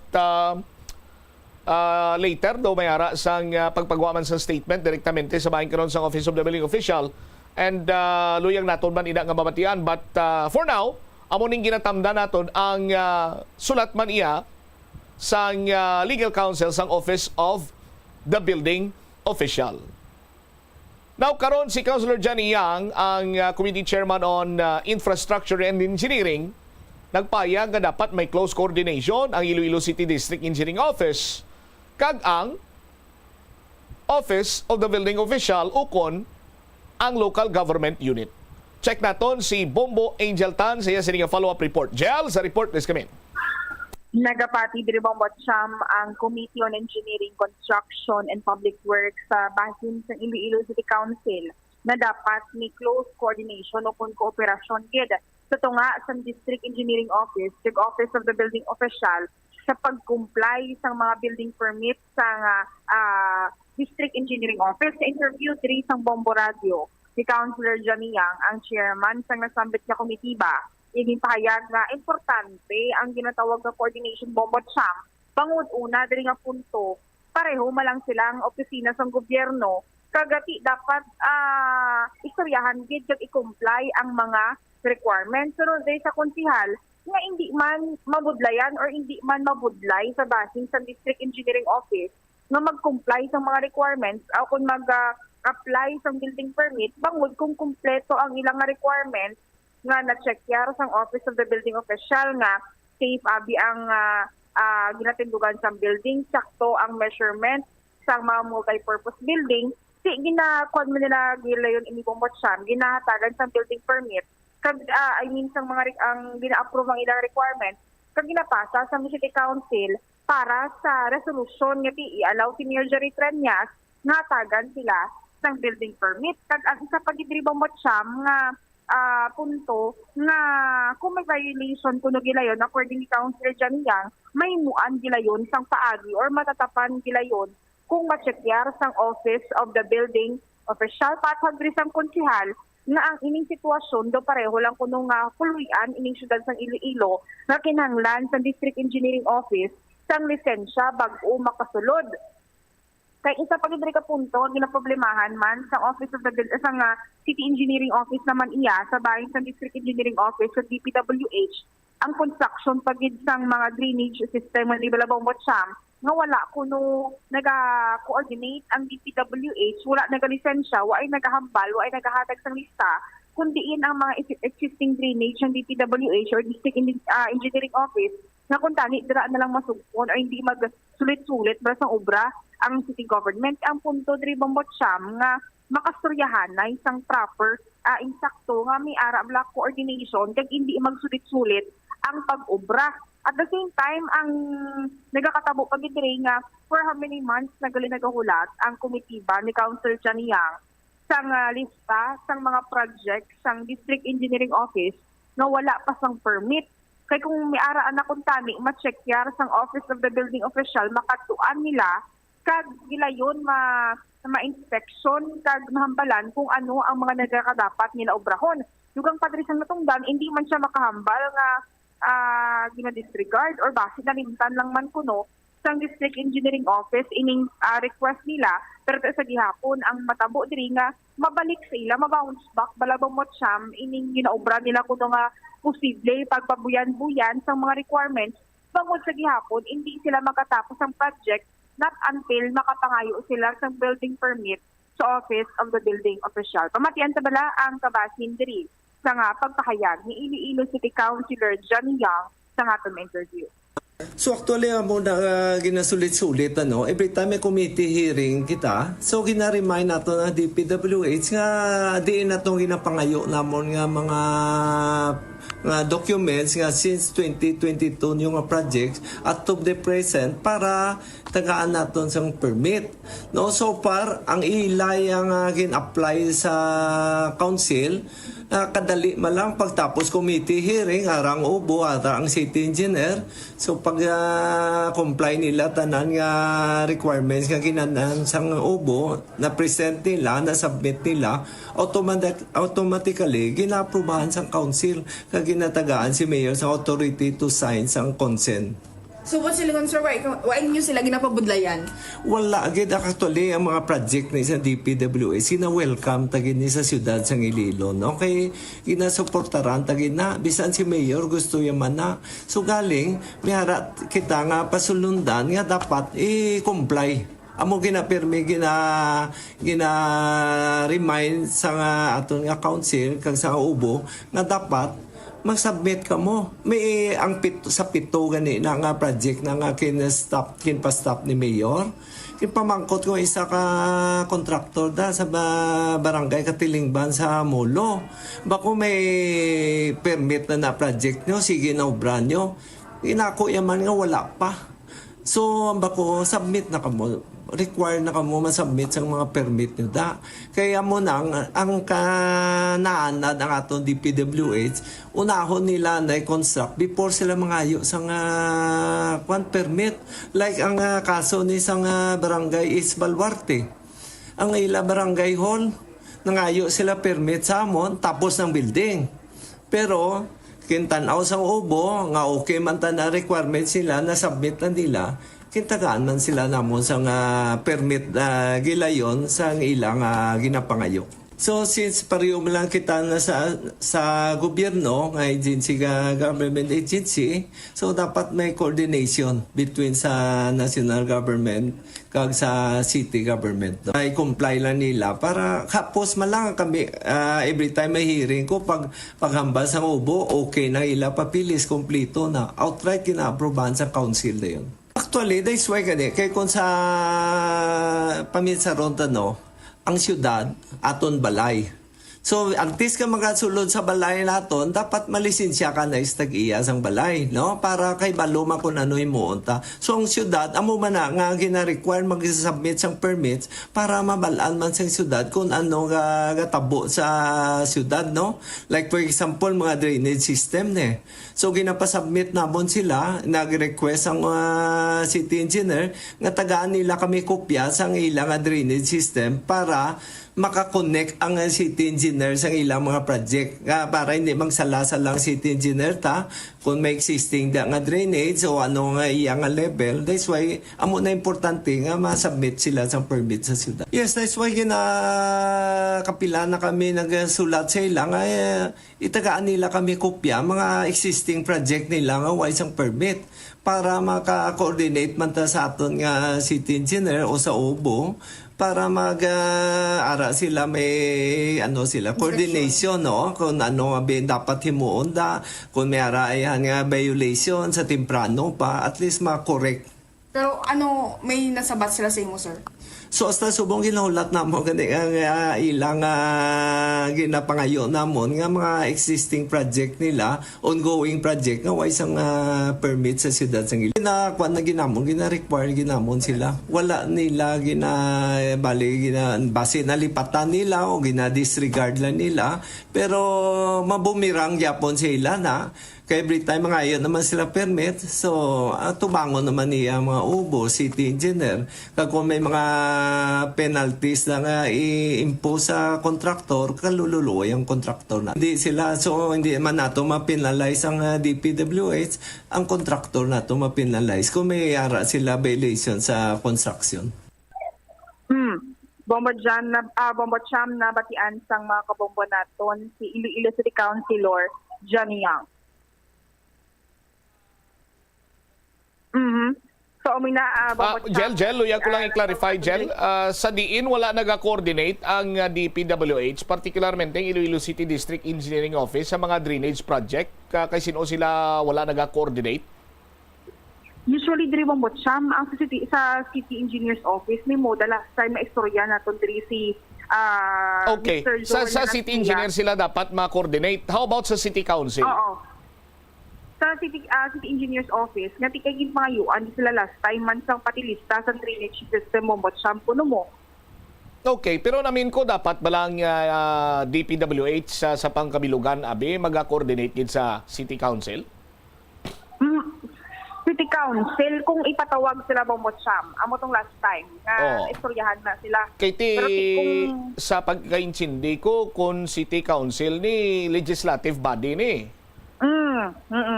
Hindi man ni sila sa bahin sang executive nga sila ang ma-aprobar iya kung pasugta ng proyekto kung hindi. Di ba? Kung maghambal kita nga wala sila ginhatagan sang kopya, nagareklamo si Councilor Johnny Yang nangayo siya sang kopya sa mga projects from 2022 hasta subong niya nga tuig gabi, wais lagi nahatagan sang kopya.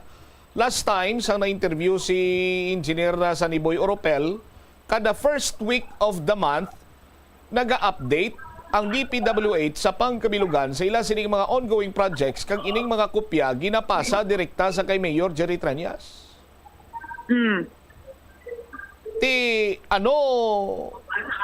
Why ginapabalo ni Mayor ang City Council o ang City Engineer's Office nga kinanglan pa ya nila mismo from their end sa concern sa ila sa mga talatapan ma-request sa Iloilo City District Engineering Office? Amo na mo Cham ang gray area man sa bahin sang communication diri sa nga sang legislative or executive, no? Kay may mga information gid makita diri nga sa bahin ni Mayor Jerry Trias suod gakabaton nila kun Bombo Cham, may ara sila naging confirm nila sa time ni Mayor Jerry Trias nga may nabaton sila, may gakabaton sila nga report, pero delayed masagihapon kun Bombo Cham amo nang ambal ni Mayor Jerry Trias plastar ta lang nga ang ginapangayo diri nga lista sa City Council according to Councilor Janiang kuno nga lista ina siya sang mga ongoing project nila nga ti wala pa bala sang permit para nga ti kung wala din man sang permit ma-coordinate diri sa bahin sang Office of the Building Official para nga ti matigayon nga ma-inspection kag maasikaso ang permit amo nang ilang purpose, pero ti sa executive department naman niya nga tini gin-furnish na lang sang copy ni ang kung ang magid man ang same list lang bala bang Bocham sa ginapangayo ni Councilor Janiang para nga tilo hindi na mag-redundant bala ining redundant ining pangayo ay at the same time naga sa bahin naman niya sa DPWH ang ila ko nga compliance man with Mayor Jerry Trias on time kag naga-submit sila kuno iya sa mga proper documents Bomba Cham. Anyway, thank you so much, Sir. Isa mo kabalita, balikan ko lang later on. Oo. Sa Bomba Cham, subong man hapon, amo na, bantayan natin diri ang mga statements sa Office of the Building Official. Mahatagan kita kung tani isang nagakaigo man nga pagpatha kung ano sini ang plastada sa mga projects. Kasi ang document nila Bomba Cham, hindi specific. Abi mo nga, amo ni abi nga building tong mga wala na follow up ang mga technical nga mga aspects. So, amo gid man ni bala ang mga ginpang suspend ni Mayor Jerry Trias. So, kung other projects ini siya, pero at the end of the day, tani mahatagan kita sang sabat man sang Office of the Building Official kung ano gid man specifically ini mga building na tumod nila pag tani gilayon ini siya mahatagan man abi sang abi kwan man information with this one Bomba Cham. Alright, kung ako hindi kuya magsalig sa tani kabay pa, hatagid sila kay ti katong dana na nila. Jel, thank you again. Ini si Bombo Angel Pichiliertan para sa number 1 and most trusted radio network in the country, ang Bombo Radio Philippines. Basta radio, Bombo. Salamat gid Bombo Angel Tan.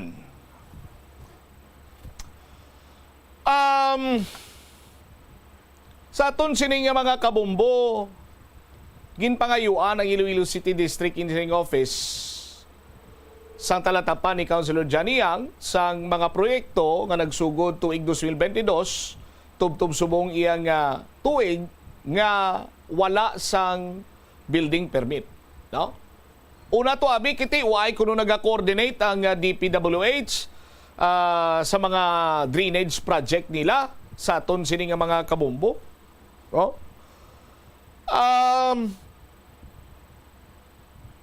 Kung ako maglantaw, siguro it is but proper nga i-specify kung mo nang ginanamin kung diin nga mga drainage project. But in terms of coordinating sa aton sini mga kabombo, madumduman ko pa nga ordinansa na ini. Ini nga ordinance ginpasar sa previous committee sang infrastructure, engineering, so on and so on, nga ginapungkuan ni Councilor Istante. No? Correct me if I'm wrong, but amo sina ang akon sini nga madumduman, no? Sa aton sini mga kabombo. So,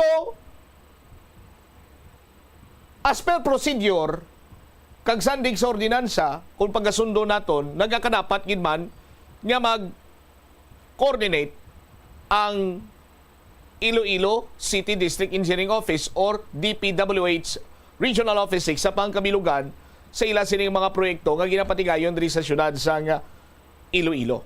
Now, suno kay Director Oropel nga every first week of the month nagahatag sila sang update sa kay Mayor Jerry Trias. Oh? So, ang alkalde may kopya sa mga ongoing projects.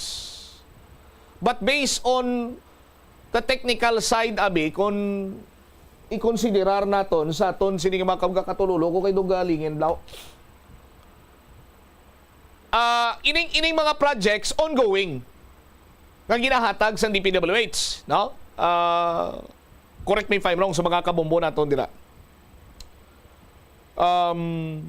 Ang ginapangayo sang City Council ang mga project nga wala sang building permit. Tiyan punto sinadira. Paano nakaumpisa ang isa ka proyekto? Paano nakasugod kung wala sang building permit? Paano siya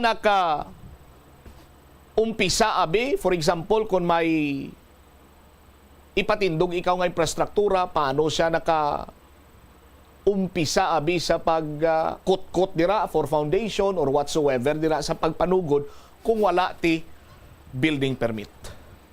Pero kung lang taon ni mo banwa sa aton sini mga kabombo, ining mga proyekto nga nasuguran way back 2024, 2 years ago, 2020, so on and so forth.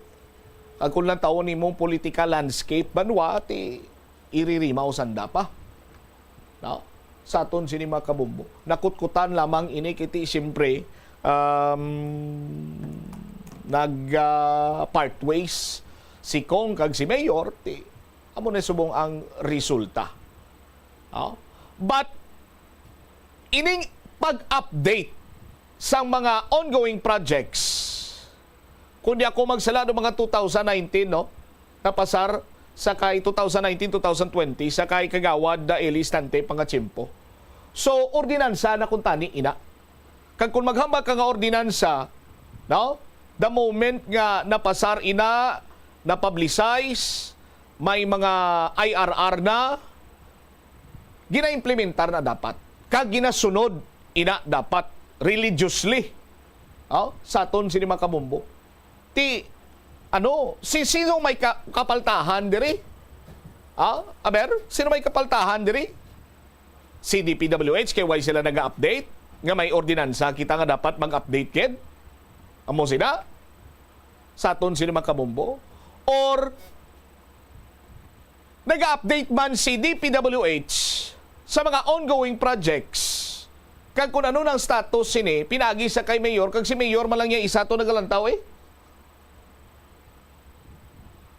sa iba niya ti amot kung ginagaan man kamo kopya sang alkaldeta sa pagka-insindi naton sa mga previous sini iya nga mga itabo da wala guro kay ti si Mr. Melchor Tan gani ang city administrator nangayo paya sang update sa project sang 7 ka mga project nga gin-pa-stop ni Mayor kay bangod kuno iyang delay. Reading between the lines or paghangop ta na lang sa sitwasyon, way guro ginataga ni Mayor si Mr. Melchor Tan, ang city administrator, sang kopya sa aton sini nga mga kabumbo, no? Now, sa karon masami naton mabatian nga naanad na ang DPWH nga ginsuguran ang project kag bisan wise ang building permit, mangayo lang permit kung matapos na, no? Kagluyag ko lang hulamon ang tinaga ni Councilor Johnny Yang nga bumirang. Bumirang. Ano ang bumirang kaniya? Kung niya boy mo nang gabalik si mo, no? That is why nga gintawag nga bumirang kag do ginagamit sini iya nga do term na karon kung may nagabalik si mo sini nga bagay nga imo sini nga ginhaboy, no? Ang term nga bumirang hulamon ko kay naanad na kunong DPWH nga suguran ng project kag mangayo lang sa permit kung matapos na. Now, pila ka nakatuig ganida Councilor Johnny Yang nga nagapungko as City Councilor kag nagauyat sang Committee on Infrastructure Engineering and so on and so forth.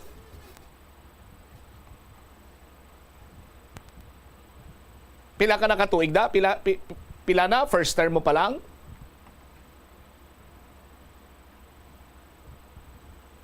Ti sa imo sini nga pagpungko bilang committee chairman, sa nga mo sini nga committee ba, nga ang concern amo ang paghatag iya pagtutok sa mga ongoing projects through legislation kung may mga diferensya, kung tani, natukiban mo na ini. Kag wala na naglabot pa sa punto, no? nga padugayon ta pa kag aton sini nga i-tolerate kung sa mas temprano pa natumod na ini, nadiskubrihan na ini, nahibaluan na ini. Pero aton-aton lang. Dugay naman ni nabalaan. Dugay naman ni gina-practice na. Kay ti sino man abi ang ma-question, no? Amo na bala ang balko. Sino ma-question sang permit sang isa ka project? Kay project na ni Mayor?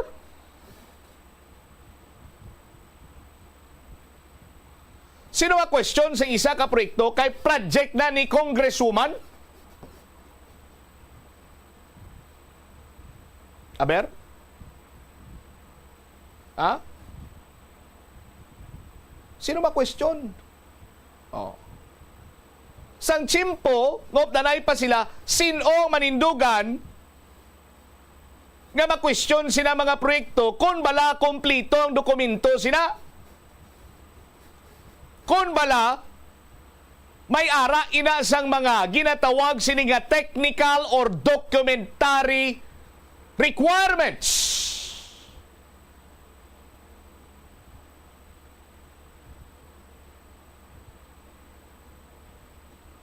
Sino ma-question? Aber? Why isang nag-question?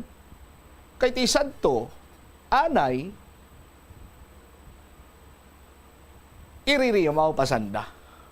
No? Sa aton sini nga mga kabombo. Now, subong ta pa lang niya na batian ang mga technical evaluation, ano pagin sinadre ang mga terms sa aton sini nga mga kabombo. May mga prior consultation. Ano pagin na sinadre? Ano pagin na dre? Sa aton sini nga mga kabombo, may mga supporting documents. No? Pagin go-over ko diyo para makita ako bla. No, mga ti sa aton sini nga mga kabombo, sadto anay isang way pa nagbulagay, way tamani masalapuan mong bumil. Sa prangka nga istorya, sang way pa nagbulagay si Congresswoman Jan Baronda kag Mayor Jerry Treñas. Ako, ikaw nga nagapamati subong dira, ordinaryo nga Juan de la Cruz, ordinaryo nga pumuluyo sang syudad sang Iloilo. Buki kitaya kag manol sa mga terminolohiya nga technical evaluation.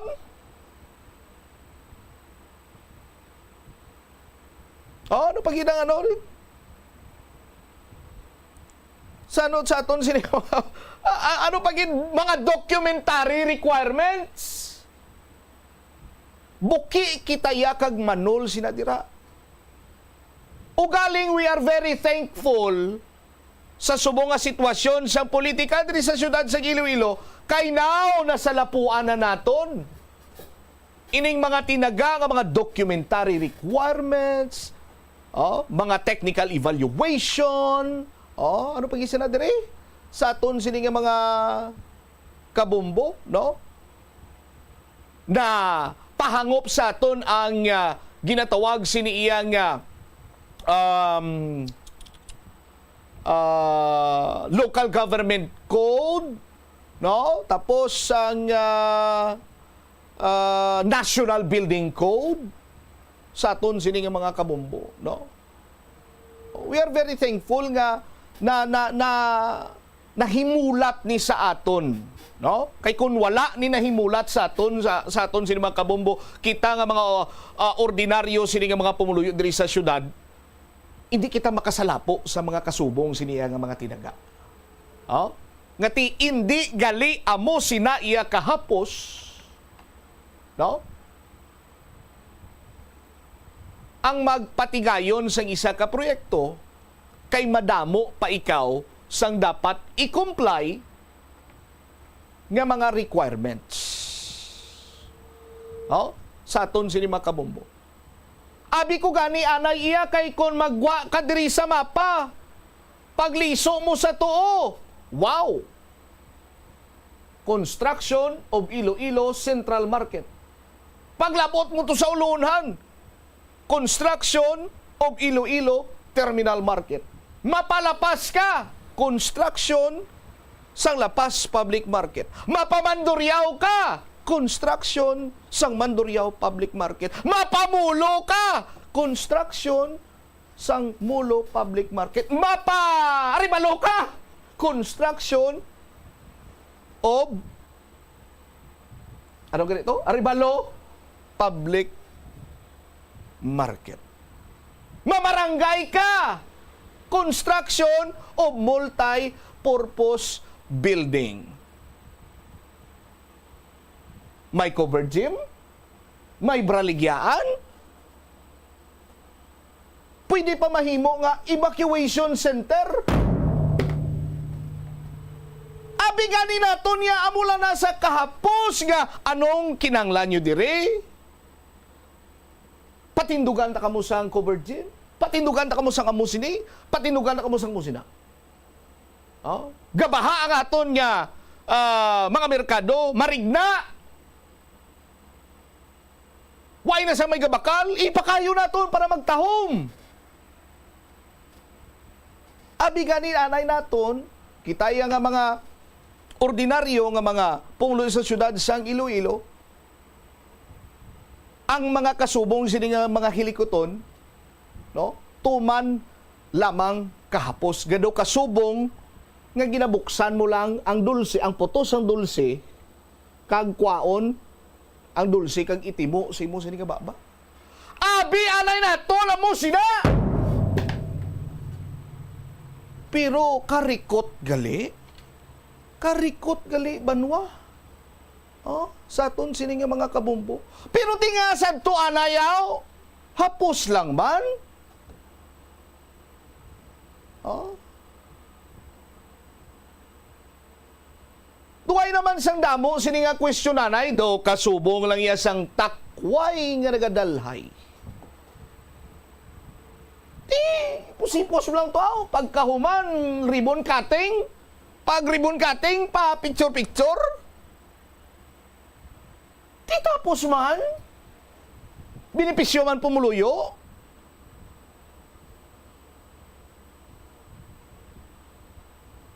Pero nga subong do mo na niyaw. Oh, aber? Nga subong do mo na ni. Karikot gali, magpatigayon sa mga proyekto. Abudlay, namunamo gali sa requirements.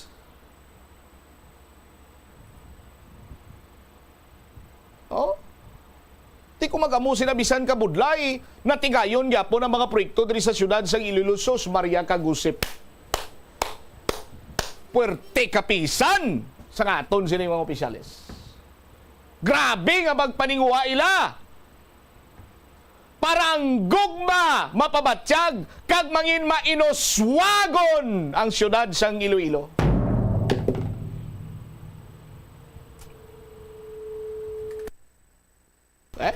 Hamakon yung sinabanwa. Oh.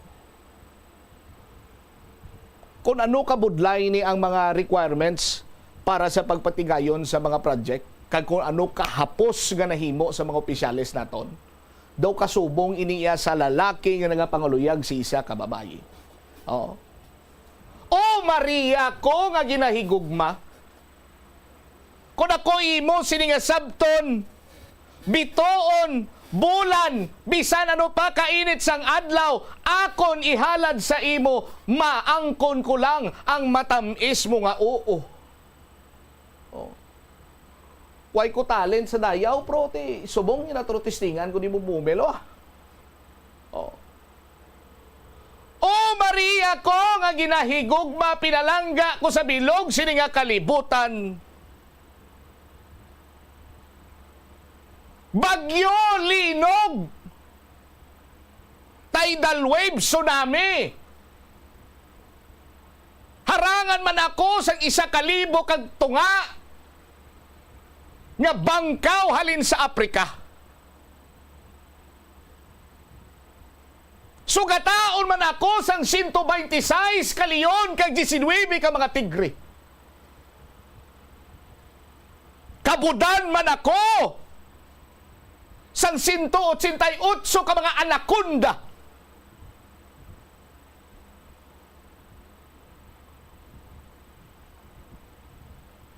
Ina, hindi makapugong, makita ka lamang.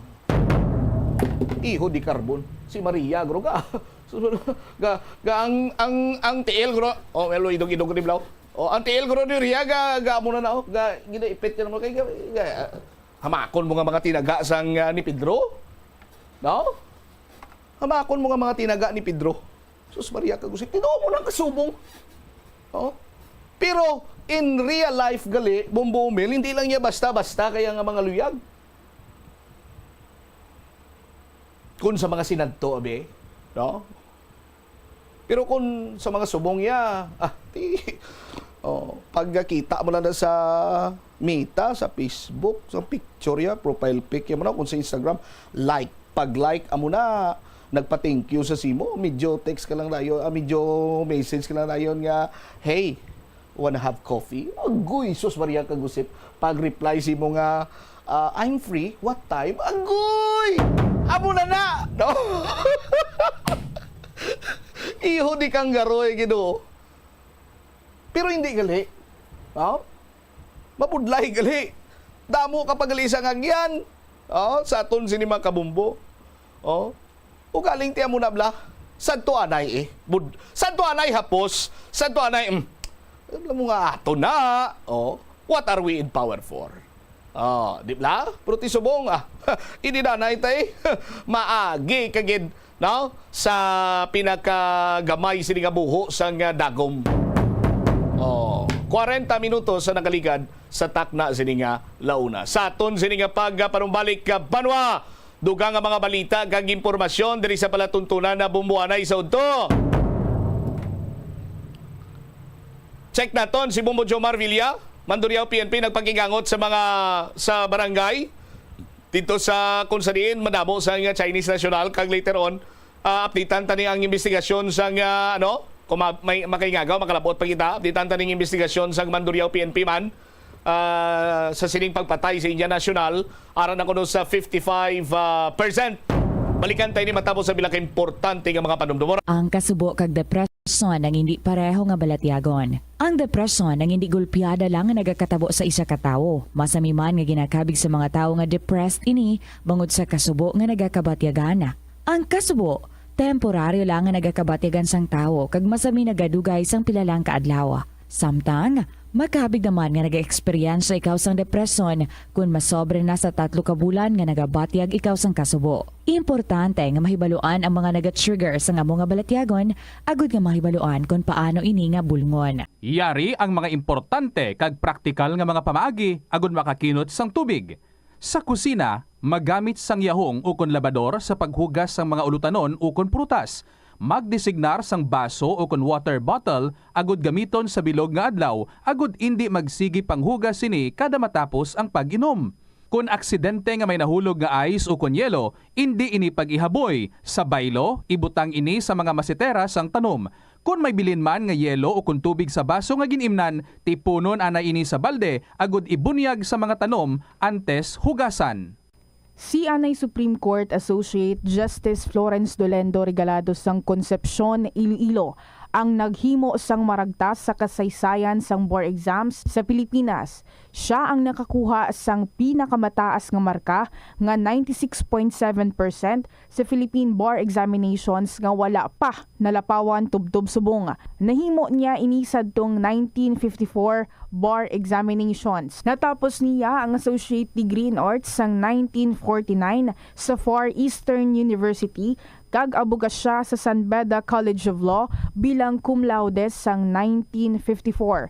Nagtuon man siya sang Master of Law sa University of Michigan nga natapos niya sang 1963 bilang isa ka Dewitt Scholar. Magluwas nga nangintanyag nga propesor sa sulod sang 30 anyos, nakilala man si Regalado nga eksperto sa patag sang criminal law. Yari ang mga simple nga paagi agon makakinot sang tubig. Kaayuha ang mga taga sa tubo ukon hose. Hindi tanan nga taga sa mahapos kagilayon nga makita tungod ang mga tubo ukon hose ang nakalubong sa duta ukon semento nga bahin sang balay. Kung magsigi ang mga tagas nga ini, mahimo nga magalabot sa 10,000 ka litro sang tubig ang mausik sa isa ka tuig. Maggamit sang leak detection tool ukon magkonsulta sa mga eksperto kung may pagpangduwa-duwa nga may tagas sa mga tubo sang tubig agod ini gilayon nga makaayo.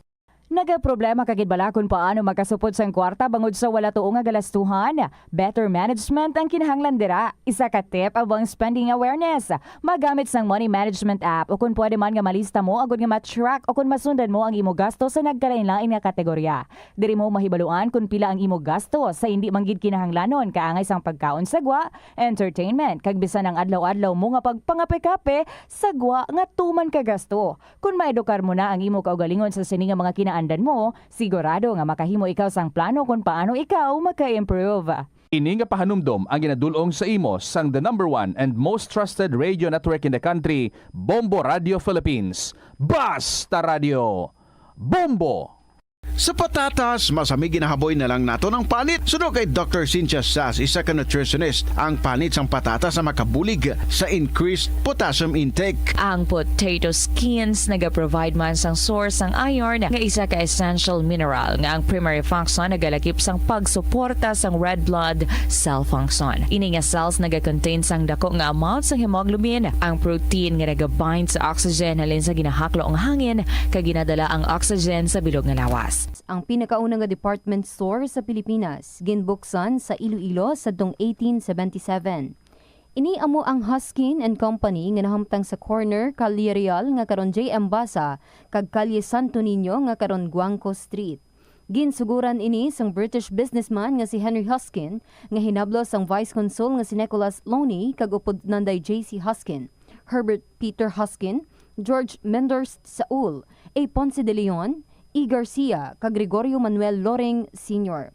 Nagbaligya sang magkatuhay nga produkto kaangay sang groceries, hardware, stationery, mga hampanganan, alahas kag iban pa. Hindi lamang sa jeans o kung tugas ang katigulangon ang rason sang hair loss o kung pagkaunot sang buhok. Natukiban sang health expert sa South Korea nga ang hair loss ang tuga sang environmental factors. Sa bugos nga kalibutan, nagalabot sa 4.2 million ang nagakapatay bangod sa outdoor air pollution suno sa World Health Organization. Mas sobra 90% sang populasyon sa kalibutan ang nagaistar sa populated areas, sa diin ang heart attacks, aggravated asthma, irregular heartbeat kag poorer lung function ang pila lamang sa epekto sang air pollution. Ang tambo o kung bamboo shoots manggaranon sa dietary fiber, low in calories kag power-packed sa essential nutrients. Suno sa pagtuon sa comprehensive reviews in food science and food safety, ang phytosterols kag phytonutrients sa tambo ang ideal sa pagtunaw sang harmful LDL cholesterol sa lawas. Ang antioxidant sa tambo ang essential man sa pagpabaskog sa sulod kag sagwa sang lawas. Suno naman sa pagpanalawsaw sang Journal of Ethnopharmacology, ang bamboo shoots mayara sang anti-inflammatory kag analgesic o kung pain-killing properties. Hindi ako Kada 39 segundo, may isa ka tawo nga 5 minutos na nakaligad sa takna sining launa. Balik diri sa pagpangalagad sang Bombo anay sa udto sa DYFM Bombo Radio Iloilo. Antes kita standby sa kay Bombo Jomar Villa, no? Sa aton sining mga kabombo, no? Kung kaysa sa away sang aton sining mga opisyales, may mga maipit gid, no? Sa aton sining mga kabombo, nga mga empleyado kag at the same time ti mga head man dirai sang naglain-lain sining departamento nga concern sa mga mainit nga issue man nga kung hindi man subong, later on unfold pa na kag bilang concern sang ila sini iyang departamento ti nagakinahanglan gid sini banwa nga ini sila ang mag plastar man no sang ila sini iyang mga katungdanan dira kag i plastar ang insakto lang kag kung anong mga iara sa aton sini nga dokumento. No? Anyway, check naton this time si Bombo Jomar Villa. Istorya naman kita ininsek. Istorya kita ininsek. May kantanan ini sa mga subdivision nga ginapayag madamo kuno sa nga Chinese national nga nagatiner. Check tabi si Bombo Jomar Villa. Joms sa report. Please come in. Akalarba diri karon sa Mandurriao PNP nga may mga information nga may presensya no sa Chinese national sa nasambit nga distrito. Ining kasunod Bobotsam no sa ginpagwa bla nga sulat ni Congresswoman Jam Barunda ko din tigin address ni kay Department of Justice Secretary Jesus Crispin Rimulya at naga-request ka kung paano nga mapaimbestigaran ining mga presensya sa Chinese national address sa siyudad sa Iloilo. Ito sa sinisulat na butang diri ang tatlo ka mga area no ang sa bahin sa Puerto Real di Iloilo sa may Lapas, Monterosa sa division sa may Mandurriao kag ko sa division sa may bahin sa Lapas. Nabutang man diri sa sulat ni Congresswoman Jam nga ti way bansang nagatuga abi sang no kinagamo ini mga Chinese national kag mayo man ila sini nga pagkig-abyan abi no sa aton sini karon nga mga Pinoy Bobotsam, pero may mga information yung iban sini halin kuno sa mainland China at tapos ang iban hindi pa makahambal sang English no iban sini ti Chinese language gid ang ila sini karon gina gamit na aton sini karon nga kabombo sinlain sini again pakigangutan naton si Police Captain Alan Campbell no ang Chief of Police sa Mandurriao Police Station iyagin pahayag nga naga-coordinate na sila sa may barangay official kay ang kining Monterosa Division nga na-mention dire asakop ini siya sa portion pa sang Hibaw-an Sur sa distrito sa Mandurriao pero delegate ko sa barangay ni kay kalapad sa Monterosa sa division so nag-coordinate sila sa kay punong barangay kundri sa area karon sa Hibaw-an Sur Bobotsam sa ini sining information nga basi kung may mga monitor gid man nga mga presensya diri sang Chinese national sa information diri pagpugosisa naton positibo na nga may mga presensya gid man sa Chinese national suno kay Campbell magluwas na hindi nila abitas na mag-account sa presensya sa mga Chinese national kung pila abi kabilog exist sa nasambit karon nga barangay o kung anong ila sining aktibidades dira kung nga aara sila sa sining nasambit karon nga sa division so no kay Campbell ginatugyan sini sa nagakigo karon nga ayon siya sa gobyerno ang nagakigo nga tikang inline man karon sa kung paano ma-validate ining mga tuyo karon sa Chinese national handa man sang cooperation so no kay Campbell ang Mandurriao PNP kung may mga ayon siya sa gobyerno abi nga magapanguna sa pag-investigate o kung sa pag-validate sining mga presensya karon sa Chinese national handa sila nga mag-cooperate diri Bobotsam ti magluwas sina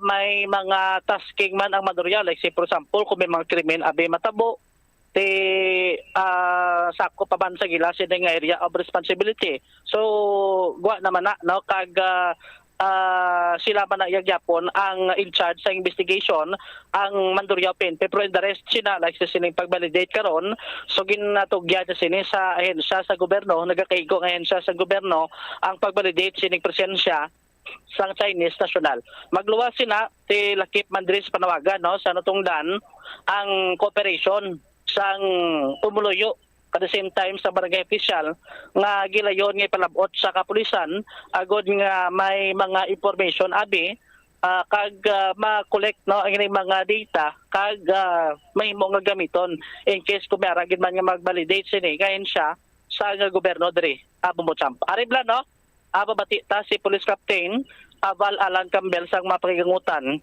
sa Bombo Radio. Ang pag-monitor naton dira sa may area sa Monterosa, yes, nagkakaabot na sa amon. There were Chinese national ang makitaan dira sa subdivision ngayon. Nagkakaabot na sa amon. However, inline man ini sa pronouncement or sang statement sang aton pinalangga nga City Director Police Colonel Coronica nga ang PNP is just only one agency sa pagmonitor sina. We're just only supporting agency. Kag may nagakaigo nga siya sina nga nagatutok dira with regards sa aton nga pag-account sang aton yung mga Chinese national.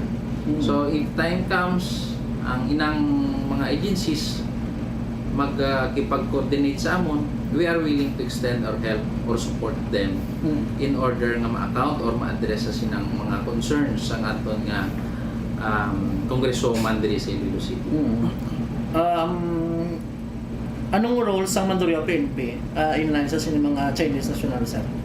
For now, wala pa kami directive or formal nga instruction from the higher office on what to do with regards to this because suliton ko may nagakaigo nga agencies dira nga nakatutok para dira. So as long as nga wala sang crime nga na-commit sila, so for us magahulat kami sa nagakaigo nga instructions from higher office. May mga reported diri sa mga Chinese national nga mga involved sa mga kinagamo or illegal activity ang isa. In my more than 1 year diri sa sa Mandurriao District as officer in charge, do wala ako sa may nadumduman nga Chinese national nga na-involved sa insidente diri sa may distrito sa Mandurriao. So do mga illegal activity like sang gin-mention ni Mayor nga pugo, do nagagawa sa ginasang iyo nga dapat ibawal ang pugo sa mera nga monitoring or information. With regards to that, as of now, wala kami sa may na-monitor na illegal nga nag-conduct sa mga pogo hubs din sa may distrito sa Mandurriao. Bilang hepe, sir, anong mabilin mo sa Pumuluyo? Kahit hindi ako ginangila sila yung participation, especially sa barangay official. Yes, thank you sa opportunity nga matagaan kami sa ini nga mapaabot namon sa mga Kasimanwa o sa aton nga constituents diri sa Mandurriao District. This is not only the cause of PNP. This is the cause or concern sa tanan nga Pilipino diri sa Pilipinas.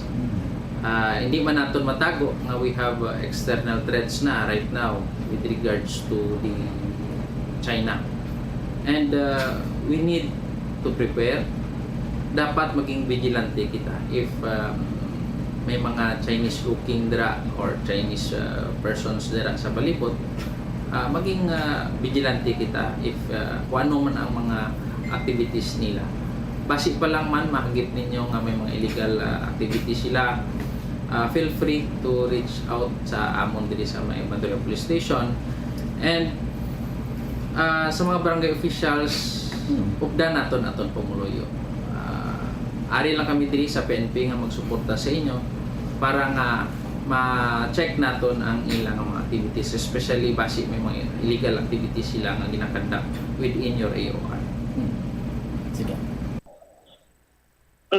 Napatian si Police Captain Val Alan Campbell ang hepe diri sa Mandurriao PNP station diri karon pamutsa. Bisan kita no na-witness ta hindi gid man api ikaw makadali sulod sa mga kasubong sa division mo.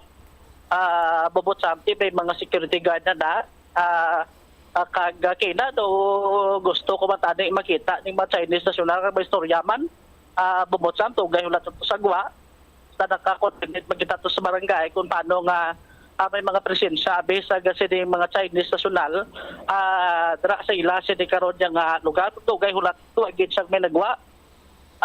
Sa ila sini karon nga main gate gid kay may sa likod paglito dumilapos pag itugli kuno sa may Mano ka tani yung sao makilistorya ka sa mga Chinese national? Ha? May istorya ka tani sa mga Chinese national?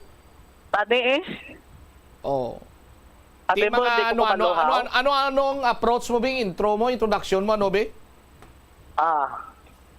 Kayo Chinese national gusto ko malaman anong paka nyo dito. Ti Tagalog man na yan, di man na yan Chinese. Kay Dres Lastilo duga samo-samo na nang Ilonggo pag Tagalog. Ti mga Pilipino Chinese na sila ya? Di kayong iban sila hindi naman na siguro katagalog kaya bunang language tadi mo general sa may pungsod Pilipinas. Hindi mo na duwagin man sa may istorya ito nga Chinese national si mo Jones. Di kayo may man sa binagwa mo. Tiki, amo na gani mo approach.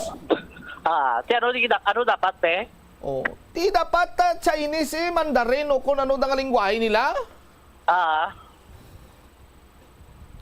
Why ka ginag tuon na isang ila sining nga lingwahe? Why ka man nagmuno sa kung tanong ituluan ta ka? Amo gani nagkuha ko na sa unang kurso kaya patapos. Nagkuha ka kurso ay mo gipatapos ti gai ko bisang isa ka ano be? Isa ka sentence lang bisang Mandarin. Abi ano yung tunan mo Mandarin, Fokien ano? Mandarin. Sige be. Gai ko isa lang ka sentence be. Ciao. Sentence ka. Kaya anong meaning ito be? Anong meaning niya be? Cut. Ha? Cut. Di word man na yan, hindi man na sentence. Kaya anong mag-huni ang kuring hang ciao.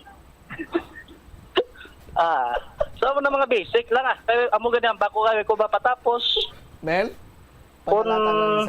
Ipadalatan ni sa Scarborough Shoal si Bumbo Jumar. So muna Piang cheng liang cheng wa la cha lo bala mo kung ano to? Di na kay why ko gani patapos ang ginkuha ko nga kurso. Ang butselingon to, thank you so much Bumbo Jomar. All right. So na, ang iba mo? sa plus pakaton. Sindihan mo no? Sindihan mo? Ano pag gusto mo nga lingwahe nga hibaluan Joms? Kaya ti simpre sa sulat to, mga mga foreign national. Nahtagan na ni highlight ang mga Chinese. Kaya ti, siyempre, kay bangod kay Mayor Alice Go. Pero, kung ikaw pasugtan, ano pag gusto mo nga mga lingwahe nga matunan tani, Jomsman? Ang magluwa sa, sa Mandarin, may manaya ka mga rasya mo. Rasyan? Rasyan, be. Rasyan. Kung magambanas na tuno nila duga pakaking. For example be, Jom, sample be. Amo gani gusto ko matunan. Sample be, mga akon limitado lang nabalaan ko sa Rasyan, nabalaan ko lang sa Rasyan.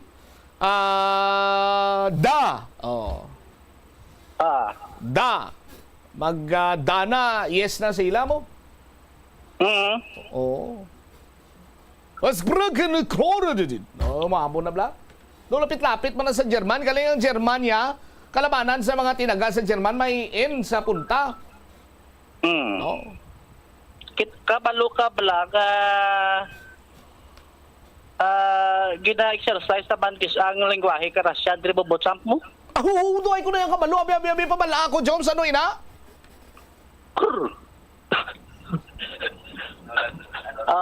Nano kay duway man ni kaseryoso ang tao niyo ka pamangkot kani kay way takbalo pay kadlawan niyo lang tayaw manawag ka manok bla anong magbubod ka manok ya parang hindi man rasyan hindi man rasyan bumumel no strike to kana kuno bali bumumel magamo na hindi ka nakasaka di mag strike 3 ka pa German ari mata na German tudloan ta ka German salakyan ka mga German bala mo kung ano. Ano be? Volkswagen. May gen ginaya sa punta. Di German mo. Kung hindi gen, N. Ten. Mga muna. Di ba? At least may idea, no? Ti ano gusto mo nga tinaga sa Hiligay nun, Tagalog, o kung English, i-translate ko sa German? Ang guro, sa Ilonggo, Hiligay nun, be, ang kagwapo si mo? Kagwapo sa imo? Amo nang gusto mo ipatranslate sa akon sa German? Be. Kagwapo sa imo Mati, Mayo, Bumbo Jomar Villa. ang tinaga nga kagwapo sa imo kung i-translate mo sa German, amo siniyo, Champ Colin. Ito pala naman na. Ay, amo na siya, German, matiim lamayo. Sa hiligay nun, kagwapo sa imo. Translation niya na, sa German, Champ Colin. Ano man pati man ko. Hindi nga daw pati Patihan mo kaya muna ang sakto nga translation, Jones. Ano pa gin? Gusto mo i-translate ko ang kabaliskad man? Sang kagwapo sa imo, kalaway sa imo? Ate be, translate be. Jumarin. Doon din lagi kong pati. Tingay, hindi ka magpati kaya muna ang translation. Kagwapo sa imo, Champ Colin. Kalaway sa imo, Jumarin. Dumay nag-ingaw-ingawan ba si may sunod ng tao, nanay? Alay sa Chinese national sa ibang pagid nga mga lengguwahe. Bumbotsam. Pero mula na, kung sini nga mapalapot, kon laba pa simpo ta, pati French tudloan ta ka, pero may buwas pa man mo, buwas ma French ta nga duwa. Tuon ka na daan para nga may bala ka buwas sa mga French language sa kon para may sindianay. Tapos kiba sinali, hindi na maging sindianay, buwas mo Jumar? Kaya mula na ang mabilin, tadi mabotsam, no? Actually, tinamo man mga French ta ka mga Chinese national. Ang iban siniti siguro mas payo nga i-validate man gid na sa katon sa ni karon di gobyerno kung paano nga mata-address karon ang amo sining concern bumbutsam. Sige. All right. Ini si Bombo Jomar Villa para sa number 1 most trusted radio network in the country, Bombo Radio Philippines. Sa radio, Bombo. Salamat kid Bombo Jomar Villa. May nakatuon ka mo sa nakatuon ka mo sa amon ni Bombo Jomar. Kung wala ka mo ninyo kabisado ginang Mandarin, pwede nga mo kapatudlo sa kon German, pwede man. Buwas bantayan nyo kung ano ko ka hinyo pagabot sa French language. Oh my goodness, Bumumel. Anyway, ati sa maggabuya, no? Ako, I do agree with Police Captain Val Campbell nga ang PNP isa lang sa mga ahensya sa gobyerno, no? Nga nagatutok sa mga kasubong sininga problema. No? Particularmente abi sa mga undocumented, mga illegal aliens nga ari diriya sa syudad sa Iloilo, particularmente sa mga Chinese national. No? Ang sulumente sinadriya ko rang mayara gid sa primary mandate adi ang Bureau of Immigrations. Galing kiti last time to nang hinauman sila. No? Nga nagambal sila nga ti kinanglan namon sa may mareklamo gid. Kaya lang alang way ang mga taga Monterosa kundi man to yung mga subdivision kay basta sa mga subdivision kaya nag-star tinuig na gani nga mag-neighbor kamo do halos na magkilalahay kamo kay duway man kamo hinalam tanay dira. Di ba? Tinga mambal ka pa imo nga dapat may mareklamo gid. Sa aton sinima ka Bombo.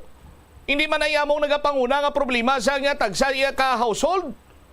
Mas problemahon pa na nila kung sino itong mga Chinese national nga mga wala sa nga dokumento sa inugbakal nila bugas? Inugbakal nila sudan? Inugbayad nila iya sa tuition fee kay enrollment naman subong? Paslabiyon pa na nila? Di dapat sinibanwaya, no? Ang mga taga Bureau of Immigrations, coordinate ka mo sa kapulisan, sa aton sini mga law enforcement agencies, kaya aratanan sinyo nga datos dira.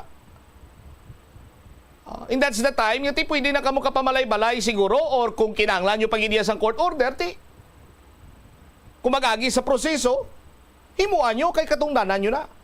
Pati na iya, mamba pagkamuya nga dapat mga vigilante, dapat ang pumuluyo. Paligban nyo pa yung ganong bakal bugas to, paligban nyo pa kung sino mga insect sa palibot namon.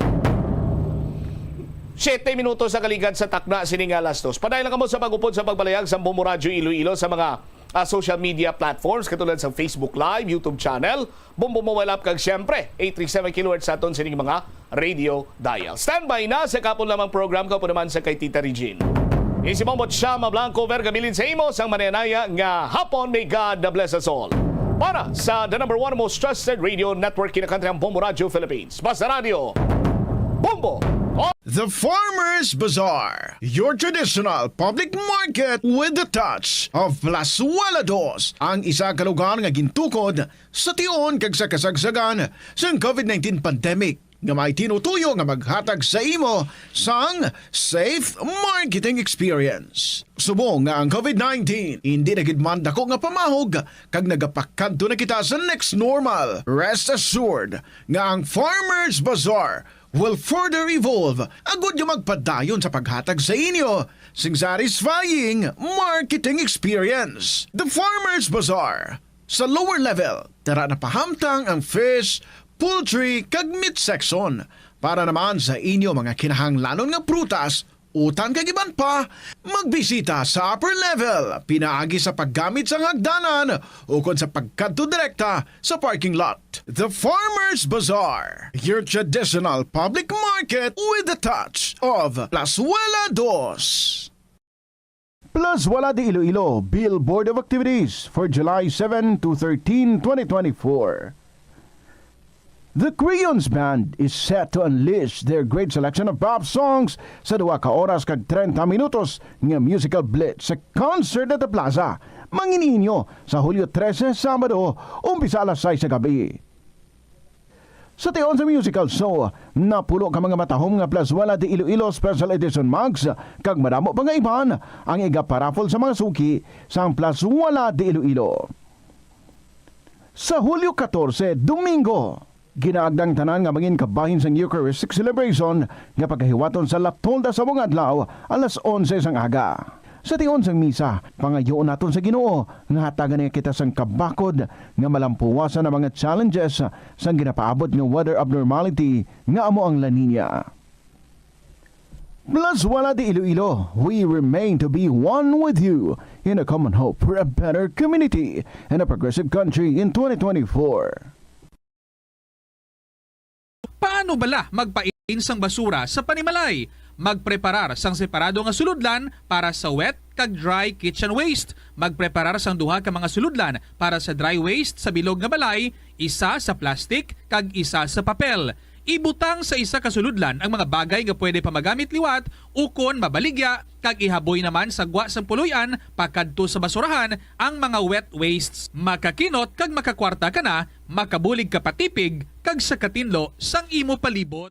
Nagaproblema ka man wala sa pagtuon kung suspendido ang face-to-face classes bugod sang tuman ka init nga tiyempo? Paano ka bala epektibo nga makatuon? Bisan wala ikaw sa eskwelahan. Kinahanglan gid nga hibaluon mo kung saan ikaw pinakaproduktibo kung magtuon. Inibangod iban sa mga estudyante, mas epektibo ang pagtuon kung sa gabi, samtang ang iba naman ang mas produktibo kung adlaw.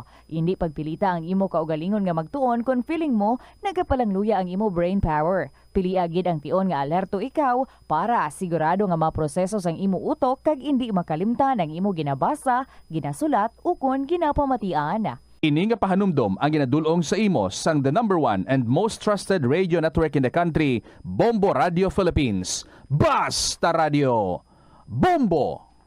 Sa pagbugtaw mo sa aga, cold baladayon nga tubig ang imo ginainom?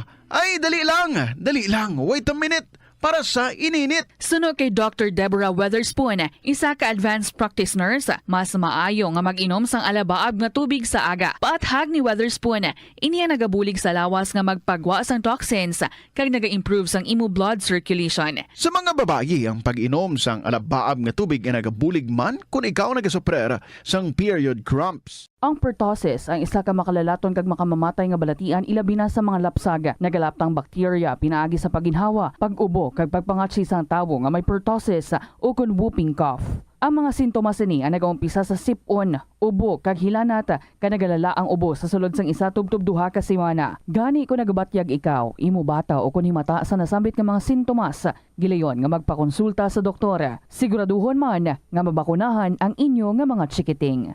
Ang Iloilo ang pinakauna nga syudad sa luwas sang Manila nga nakaangkon sang direct shipping lines padulong sa iban nga mga pungsod. Halin sang 1855, nagaserbe na ang Port of Iloilo nga alagyan sang mga international shipping lines nga halin kag padulong sa Australia, Hong Kong, China, Singapore, Europe kag Amerika. September 29, 1855, sang ginbuksan ni Queen Isabella II sang Spain ang Port of Iloilo para sa international market. Mas nangin mahapos pagid ang trade sa tunga sang Iloilo kag Europe, ilabi na sa United Kingdom sang nabuksan ang Suez Canal sadtong 1869. Ang Ilonggo nga si Eugenio Eugene Torre amo ang una nga Filipino nga nakaangkon sang titulo nga chess grandmaster matapos siya ang nagdaog sang silver medal sa ginhiwat nga 21st Chess Olympiad sa Nice, France sang 1974. Sang 1976 sa isa ka chess tournament sa Manila, naghimo pagid sang maragtas si Torre bilang una nga nakaluto sa sadtuanay world champion nga si Anatoly Karpov sang Russia. O si Rosel Songano, Miss Philippines Water 2021. Dako gid ang akon pagpasalamat sa University of San Agustin. Kay madamo nga oportunidad ang nagbukas nga mangin madinalagon ako sa akon obra. Dali na sa palaabuton nga July 13, 14, and 15. As the university celebrates its 120th years of excellence with the theme, A Gift. Viva San Agustin!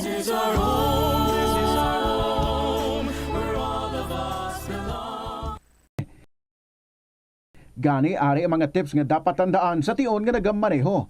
Una, regular nga i-check ang kondisyon sa salakyan, lakip diri ang tire pressure, bastante nga oil kag brake fluid, kag ang side mirror ang dapat nga yara sa insakto nga anggulo.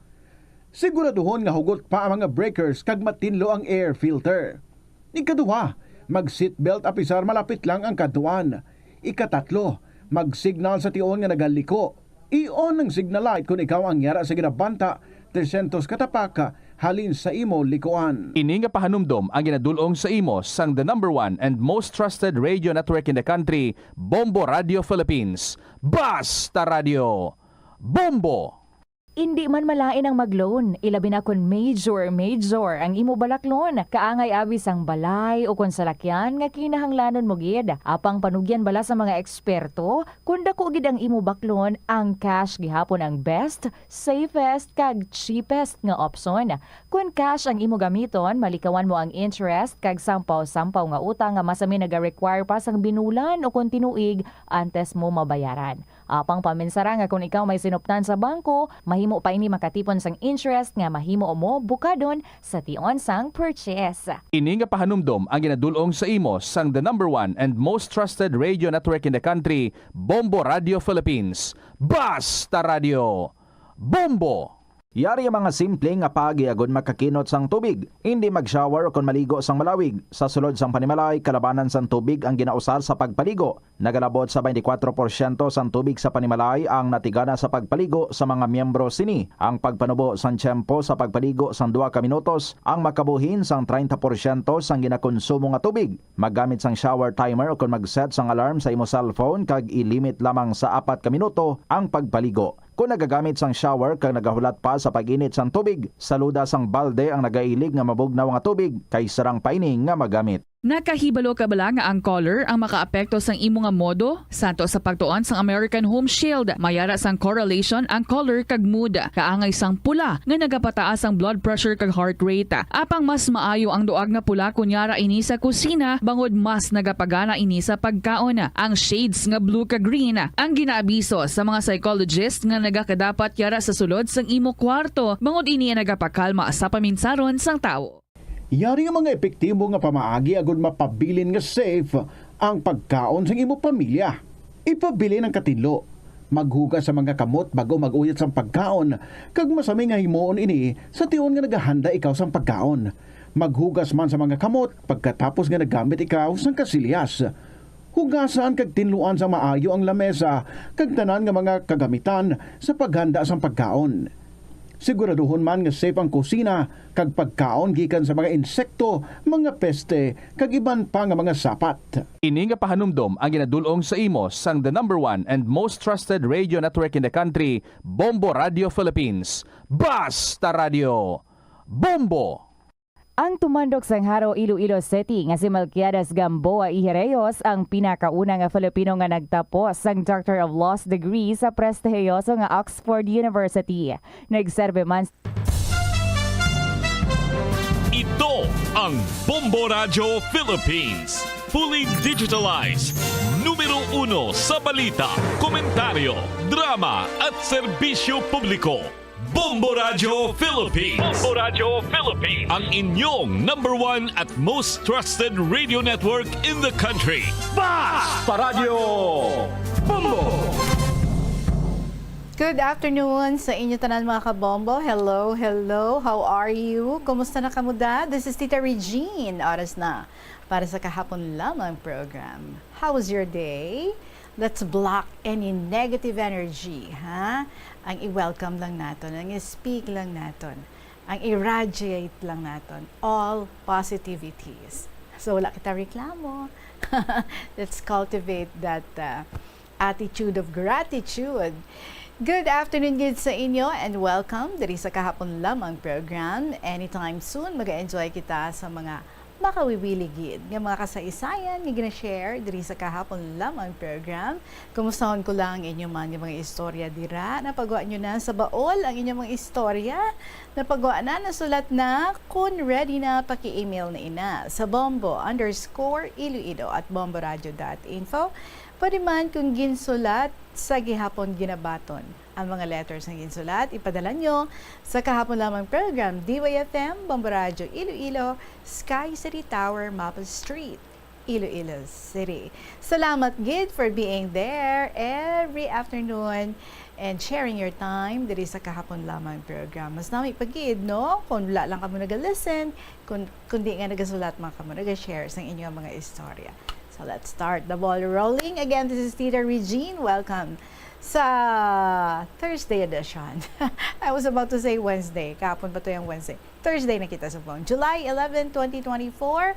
Welcome sa Thursday edition sa kahapon lamang program. Here's our song para sa inyo from Kimberly De Leon.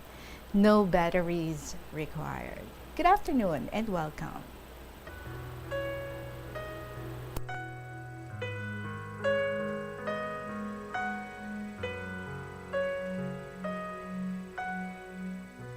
It's in the way that I'm wired.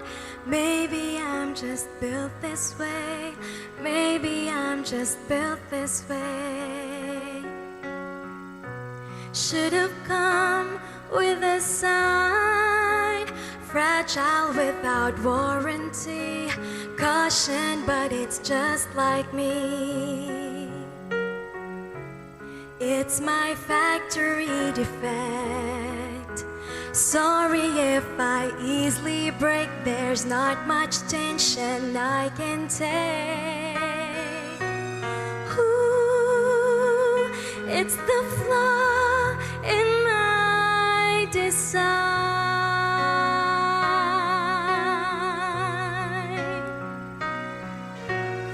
Ooh, it's the circuits in my eyes.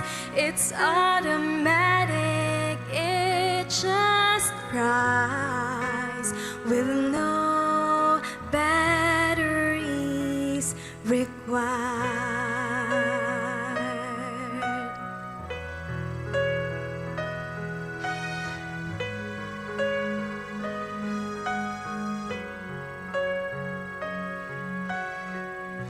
It's in the way they put my parts, installed me my recycled heart, my recycled heart.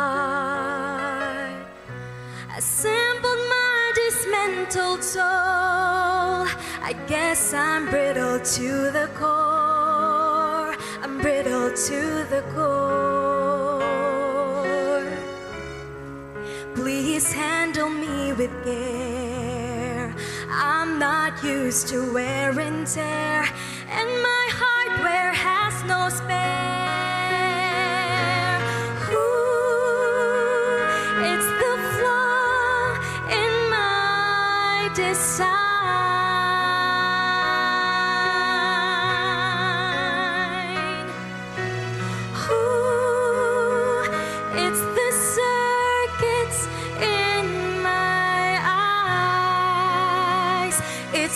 automatic, it just cries with no batteries required.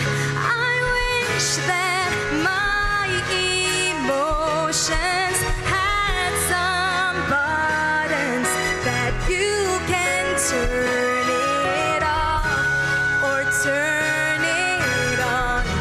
Just flick the switch and the hurt is gone.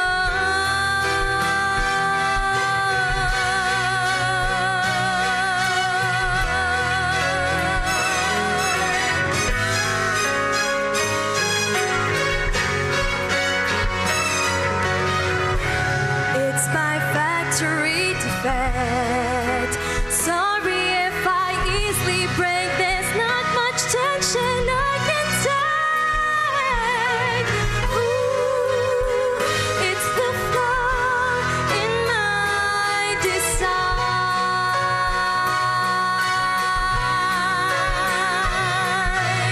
Ooh, it's the circuits in my eyes. It's automatic, it just flies with no batteries required. Wash your hands on me with care. I'm not used to wear and tear, and my hardware has no spare. No batteries required. Wash your hands on me with care. I'm not used to wear and tear, and my hardware has no spare. No batteries required.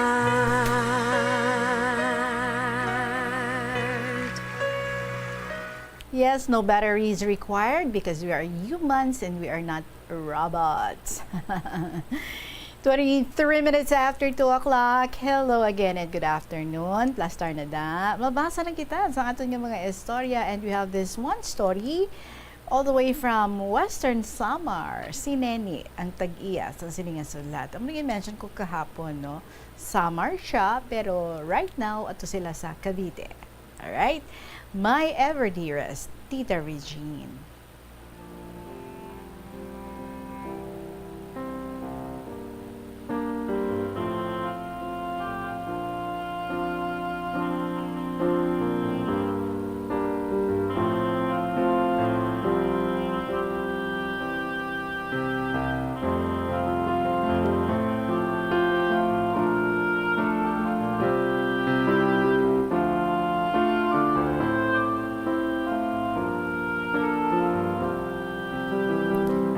Mayong hapon, Tita Reg, kag sa imo, kag sa katapo sa Bomboradyo Iloilo, kag sa mga maukod nga tagpalamati sa KLP, amuman sa mga nag-view online sa KLP.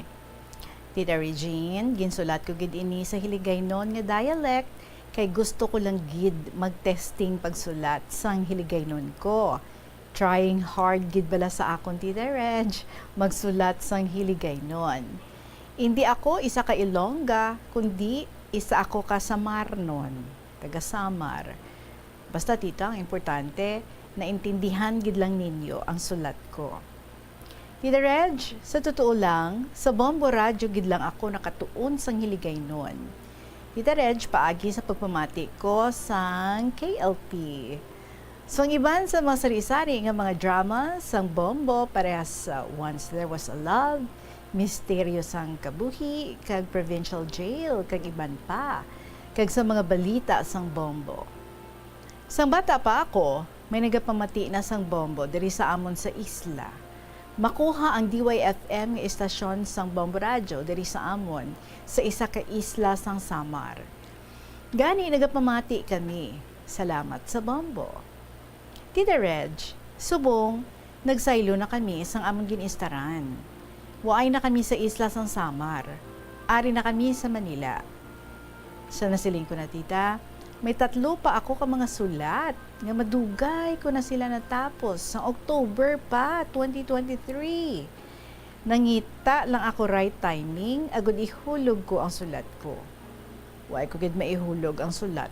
Tubtob nga nagpa-Manila na kami. Bisan ano ang matabo, waay ko gid ginbilin ang sulat ko. Gintingwaan ko gid nga madala ko ang sulat para sa Manila ko na lang ihulog ang sulat. Muni gali. Sabi mo Tita Reg, ang KLP ang nakatabang sa akon sa pag-move on ko sa pagkapatay sang nanay ko. Salamat gid Tita Reg, kag sa KLP. Ibalik ko tita ang rason, kay kun nga ang naghalin kami sa isla, kay natak-an na gid kami sang bana ko. Sa sige-sige pagpalapta nila sa mga istorya nga pahalinon kami sa amon balay. Pila ka mga tinuig ang ginagwan talang gid namon ng tanan. Tubtob nga isa ka adlaw, sang first week sang October 2023, nagkadtugid dito sa amon balay ang isa ka anak nga lalaki sang akon nga stepfather. Agud nga personalon nga pahalinon kami sa amon balay. Gani, diri sini nga bahin tita, nabugos ang amon desisyon nga mag-asawa nga mahalin na lang gid kami para waay na sanggamo. Tita Reg, basi bala kung mabuang na lang kami nga mag-asawa sa pagpanumdum parte sa problema nga ini. Ganigid pamangkot lugid ang bana ko kung kaya ba niya nga i-give up na lang ang among balay? Sabat sang bana ko, oo. Isa pa, hindi naman baklo nila ang balay. Ang balor sang amon balay, malapit sa 400,000 pesos. Sadto pa, mga way back 2015 pa, subong nagmahal na gid ang mga balaklon. Ang duta nga ginatindugan sang amon balay, iya sang isa ka manggaranon, nga didto na nag-estar sa city. Ang tag-iya mismo, way man ang hilabot sa amon balay. Ang duta nga ini, ginabantayan sang akong stepfather, more or less, 50 years ago. 50 years na. So, amo ini ang rason nga daw ginakabig na sa mga anak sang akong stepfather nga sa ila na gid. Patay naman ang stepfather ko.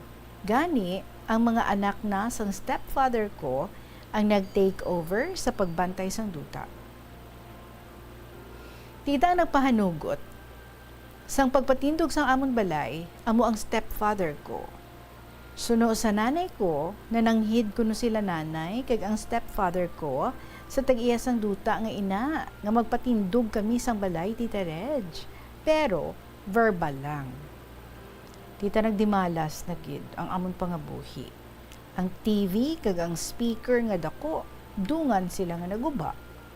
Ginbakal kadto sang bana ko sa Saudi. Naguba man ang isa namon nga makina kag motor bangka.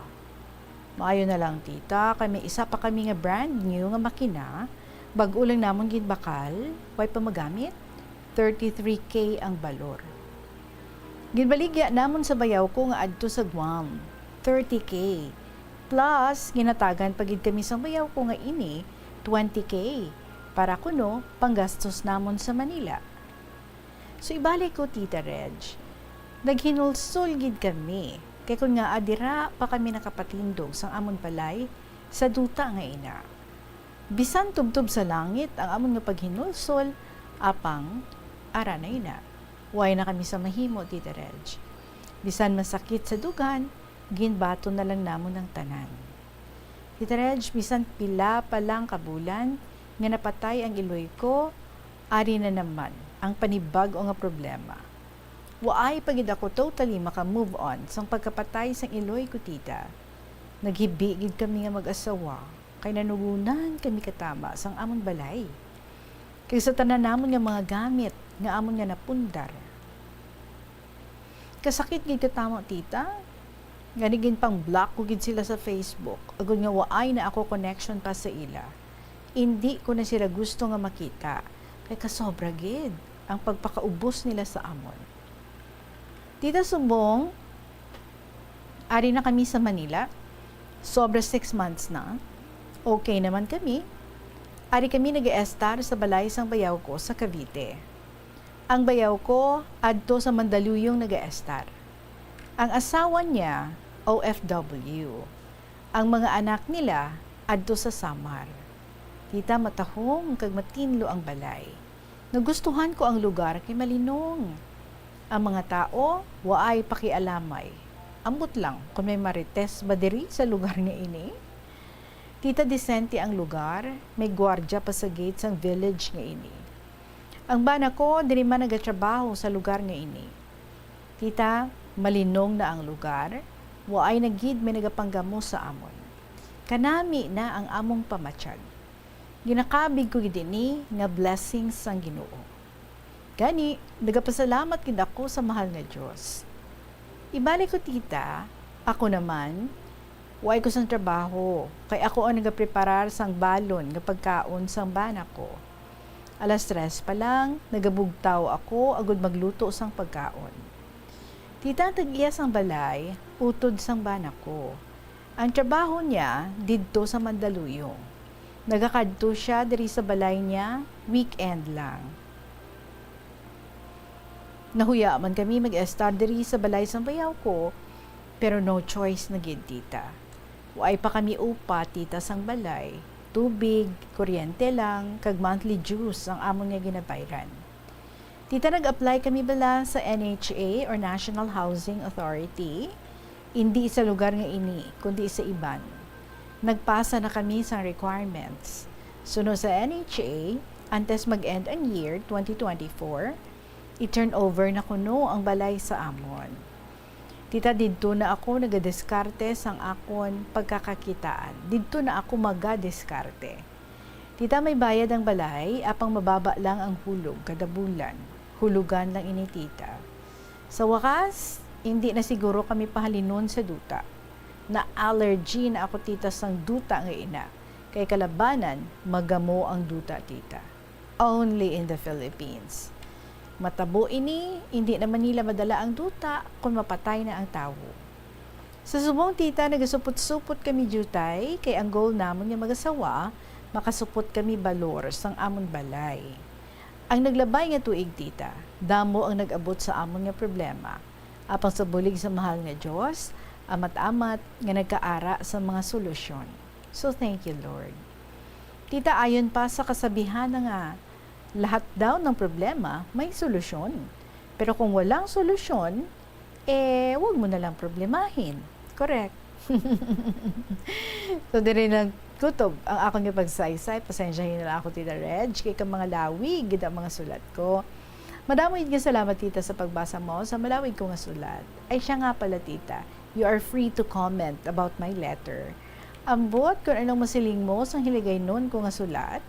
Sumudamo man nga salamat sa mga nagapamati isang KLP. Maayong hapon sa inyong tanan. God bless to all of you. Ang tagsulat, Neni, sa Western Samar.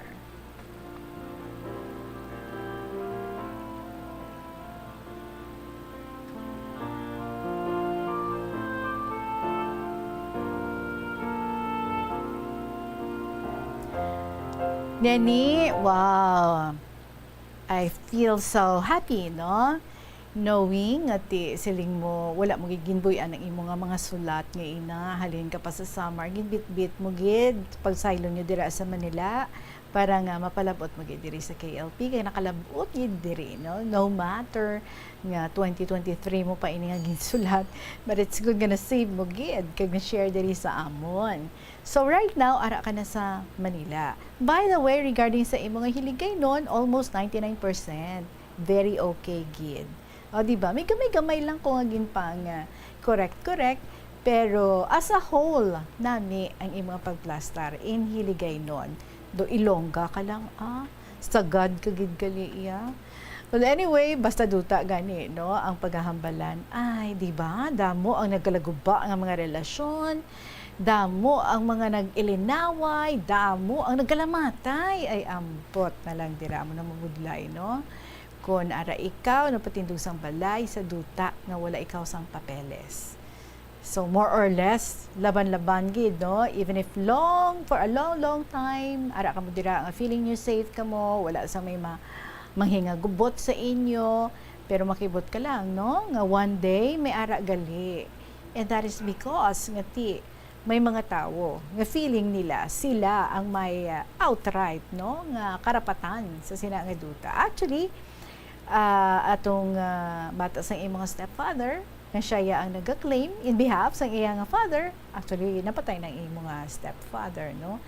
Pero supposedly ang may karapatan ng ginto is ang tag-iya-gid. But since wala naman niya wala na lang, no? Siguro para sa tag-iya, kay tiyambal mo, magrano naman siya, para sa tag-iya, siguro gin bequeath yan na lang, no? Or ginhatag yan na lang gidman to sa iya nga caretaker, who is your stepfather. But sad to say, wala na inyo nga stepfather. And you said, nakalisensya man before, galing verbal lang, amo ginamubudlay, no? Basta wala ka dokumento, nga ginakaptan kag verbal lang do kabudlay, no? So wala ka gid sang habol. But anyway, sige lang.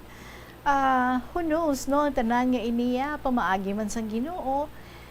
Abita lang na kung kaisa, kung ara kita sa sitwasyon nga very comfortable na gid kita, and then all of a sudden kakason kita sa sina nga sitwasyon, sa sina nga lugar, sa sina nga relationship, and then ibutang kita somewhere else.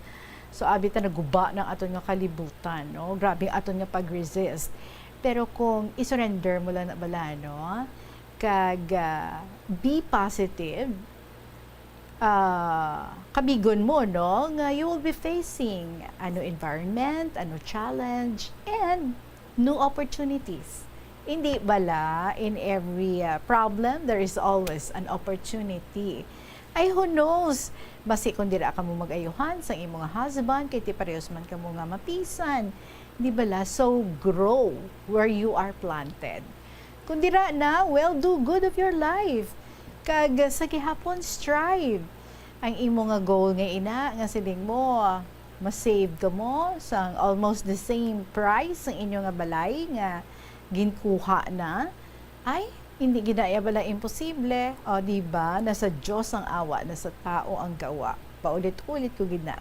Nga ginahambal din sa kahapon lamang program.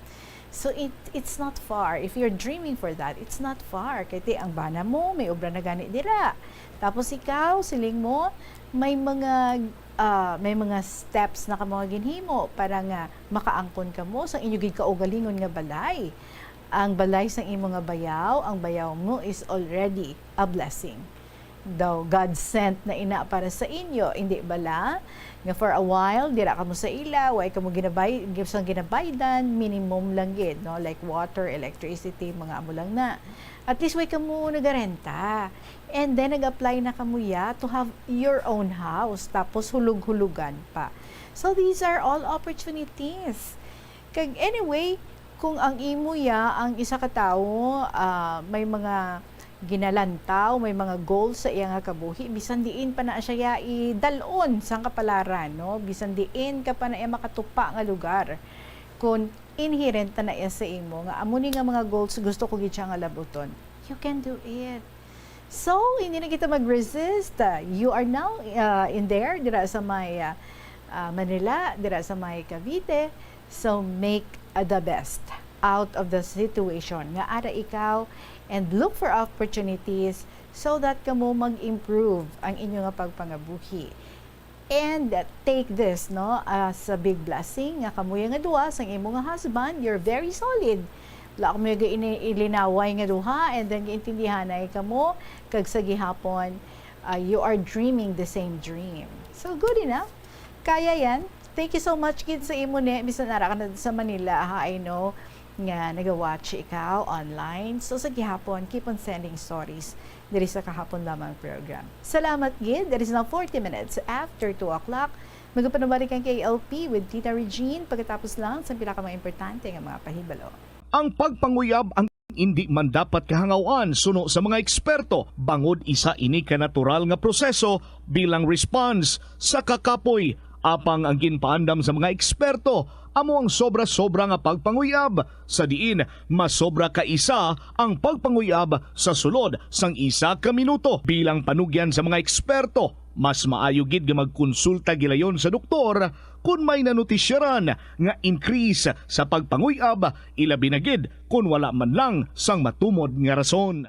Ang simple nga paghusay sang buhok ang may pila ka maayo nga benepisyo sa lawas. Sunod kay Arthi Ragurama, founder sang Dega Organics nga nagaproduce ng handmade bath kag body products sa New Delhi, India. Ang mga tawo nga may dry hair, ang masami hindi mahilig nga maghusay sang buhok bangod sa kahangawa sang hair fall. Apang, ang masami nga paghusay sang buhok ang makabulig sa blood circulation sa aton nga scalp. Naga-nourish man ini sang hair roots, naga-promote sang growth, kay nagabulig man agod nga malikawan ang hair loss.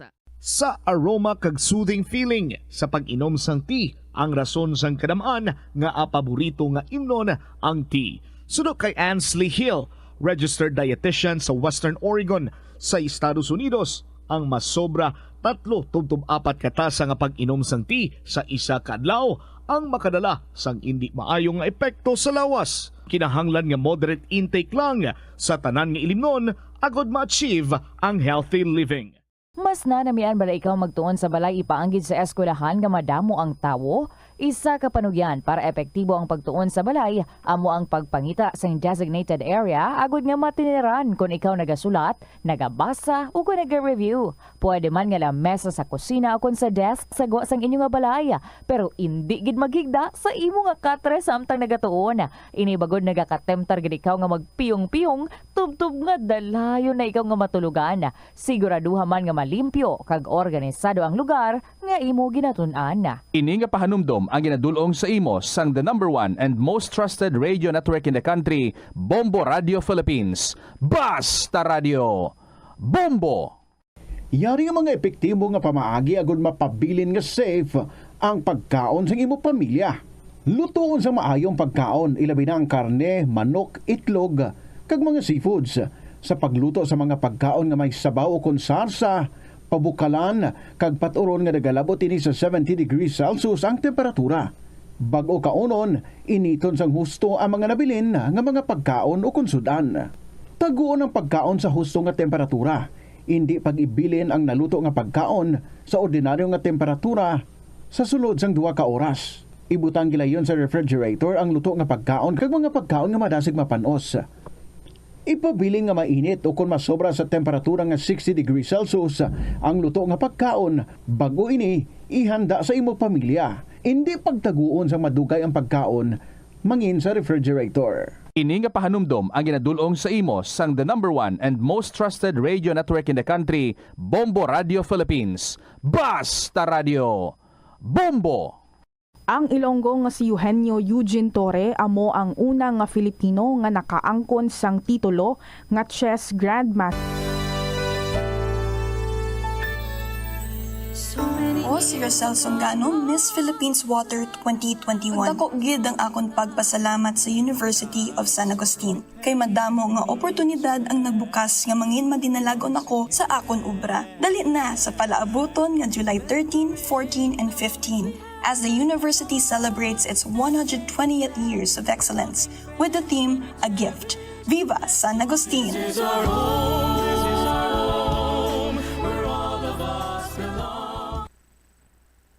Yari ang mga household level fire safety measures nga dapat tandaan agud makalikaw sa sunog sa balay. Hindi magbutang o kung magtipon sang flammable substance o kung chemical nga makatugas ang sunog sa kusina o kung sa sulod sang balay.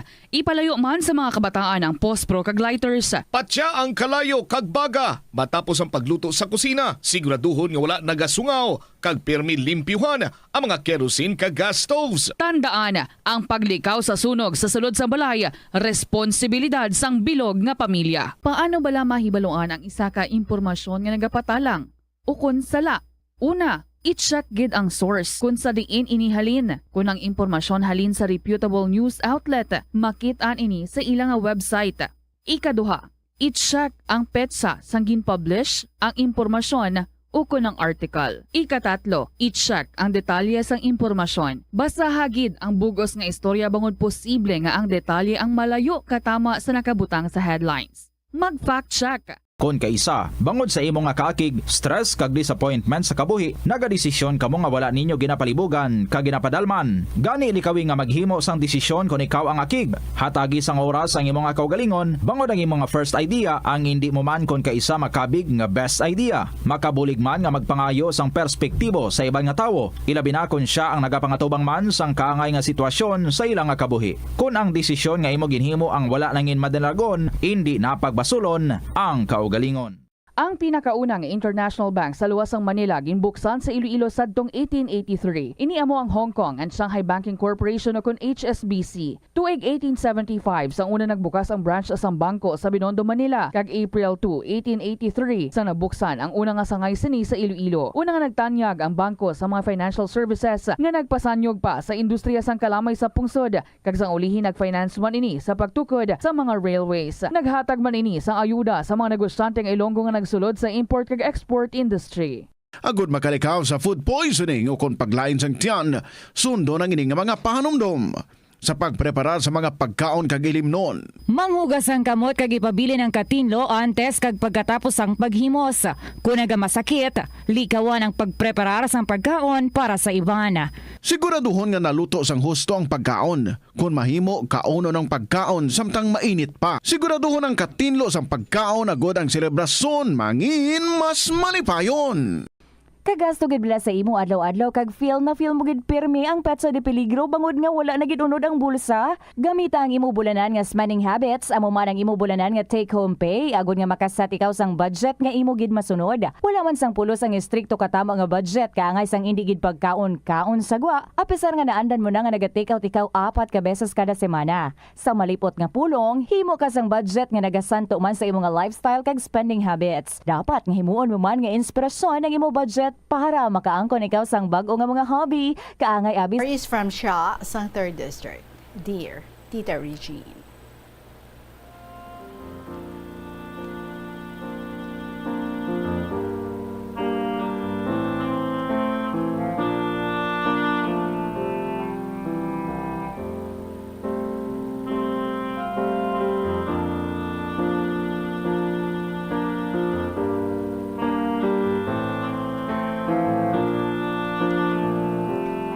Maayong hapon sa imo kung sa tanan nga matagpalamati isang Bombo Radyo.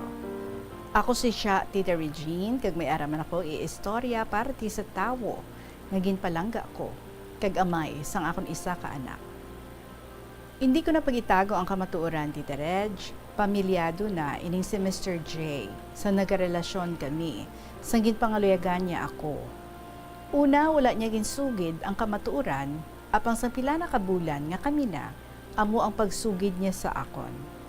May asawa gali siya, kag may duwa sila ka anak. Apang ato na sa abroad ang iya pamilya.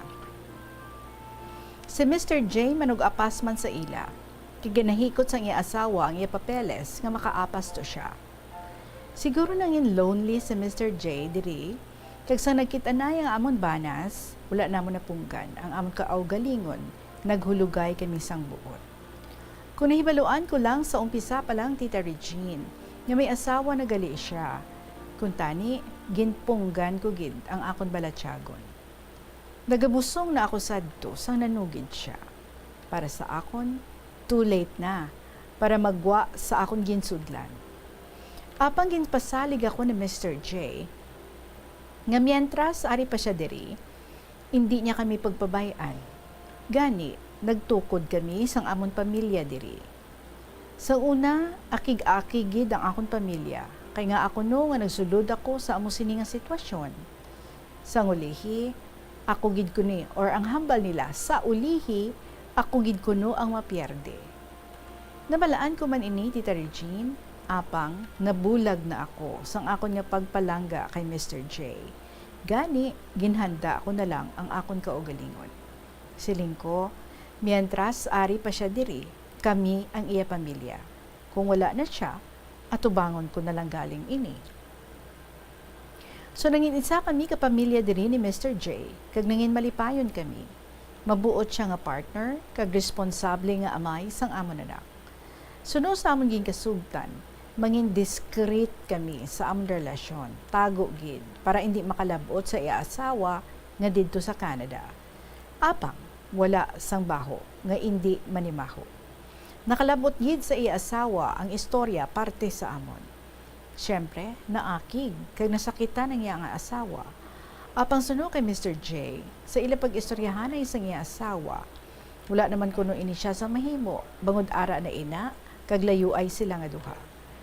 Apang ginpapangako niya si Mr. J, nga kung makaapas na ini dito sa ila, otdon niya ang iya komunikasyon diri sa amon. Nagabot na ang ginakahadlukan ko Tita Regine, wala ako sang mahimo, kundi nga ihanda ang akong kaugalingon. Kada magtulog kami, hugot gid na ang kupo ko sa iya, sa kahadlok nga base sa madason nga adlaw, hindi ko na ina mahimo pa. Sa iya nga bahin, ginsulit niya man ang mga tinion nga magkaupod kami. In as much as possible, wala na kami nag-aaway o kung nagabais pa, kaya ang among rason, hindi kami kabalo kung hasta saan o kami nga magkaupod, kagkanugon sa mga inadlaw, nga punon o kung butangan pa namon sang kalain sang buot o kung kaakig sa tagsa-tagsa. Natabo ang ako ni ginakahadlukan, Tita Regine. 2016, sa nagpahibalo si Mr. J, nga hitso na ang iya papeles, kag ginapaapas na siya sa iya asawa dito sa ila anytime. November nga bulan ato. To hindi ko mabaton. Apang santo sa amon nga ginkasugtan, dapat namon batunon ang konsekwensya sang amon ginhimo. Ginsulit namon ang nabili niya nga oras para sa amon. Every week nagalagaw kami upod sang amon bata. Nangin extra sweet kami sa isa kag isa. Kag sang nag-abot ang Christmas, nag-effort gid kami nga mangin memorable ato. Nangin bittersweet moment ato at the same time para sa amon, bangod kabalo kami nga last Christmas na namon ato, nga kompleto pa kami nga tatlo. Ginpuno gid namon ang Christmas nga ato sa mga beautiful memories, Tita Regine. After sad to, nangin masami na ang paglagaw niya sa amon. Kung ara kami sa mall, halos tanan nga luyag sang bata namon ginabakal niya. Ginaragaluhan man niya ako alahas bisan wala okasyon. Tapos, nagbakasyon pa kami sa Boracay. Nagstay kami dito sang 5 days.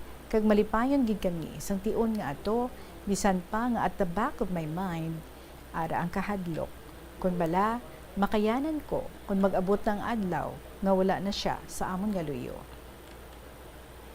February 2, Fiesta sa Haro. Sang lubos na siya nga nadula sa amon, Tita Regine. Amo nagali ato ang adlaw sang iya nga flight. Sang temprano pa, namangkot na ako sa iya kung saan una ang iyang alakat. Apang naghambal siya, nga hindi na lang kuno namon pag-istoryahan ina, kay basi nga mahibiay lang kami nga duha. Apang days before that, damo na siya ginapangbilin-bilin sa akon. Ang parte sa bata, ang parte sa akon. Ginpamangkot ko siya, nga ang adoga pamilin-bilin ka na how? Malapit ka na nga madula sa amon? Apang nagyihom lang siya, kaginkupaan ako, halukan sa agtang. Kung wala na kuno siya, hindi ko gid pagpabayan ng akon nga lawas, kagang amon nga anak. At ipanon ko gid kuno sang maayo. Naghibiay kami nga duha sang gabi nga ato, Tita Regine, kag wala gid ako maghuna-huna, nga sa pagkaaga sa akon nga pagbugtaw, wala na siya sa akong tupad. Note na lang sa lamesa ang akon nabugtawan, kag simple lang ang nakabutang. I love you both. Amo lang ina, Tita Regine. Sa kilid sang note, may passport siyang ginbilin sa akon ngalan. Nagdugang ang akon nilibion. Kalain-lain gid katama sa akon pamatsyag. To gusto ko nga magdalagan sa airport, hoping nga maabtan ko pa siya. But I know, useless man sa gihapon. Bangod hindi ko naman siya mahawiran pa. Bisan nga ginhanda ko na ang akon kaugalingon, nga isa ka adlaw, madula na si Mr. J sa akon luyo. Apang nabudlayan, gihapon ako mag-adjust. Nagahibi ako sang tago, every time mamangkot ang amon anak, kundi ina si papa niya. A year after, nag-contact ng iya asawa sa akon, kag nagpahibalo, nga ginapasugtan ko niya si Mr. J, nga makapadala sang kwarta para sa amon sang bata bilang sustento. Kay may trabaho naman to siya. Apang ginbili niya sa akon, nga hindi na lang ako mag-contact pa kay Mr. J, kag kung may mga kinahanglanon parte sa bata namon, sa iya na lang. Bale, ang asawa ni Mr. J, dito ko paagyon ini. Sa dalayo namon nga pagkontakanay sa iyang asawa parte sa bata, nag-ayuhay naman ang kami. Kag bilang respeto sa iya kaayo sa amon, kintuman ko ang akong pangako nga hindi na mag-communicate pa sa kay Mr. J. So hasta na lang diri Tita Regine, ang akon nga masaysay. Salamat gid sa inyo. Sa subong gali, may pamilya naman ako nga akon. Nakapamana ako Tita Regine, kag may isa man kami ka bata. So pareho na kami nga naka-move on ni Mr. J sa isa kag isa. Salamat gid sa imo oras sa ginhatag para sa akon nga istorya. Ang matinahuron, siya sang 3rd District.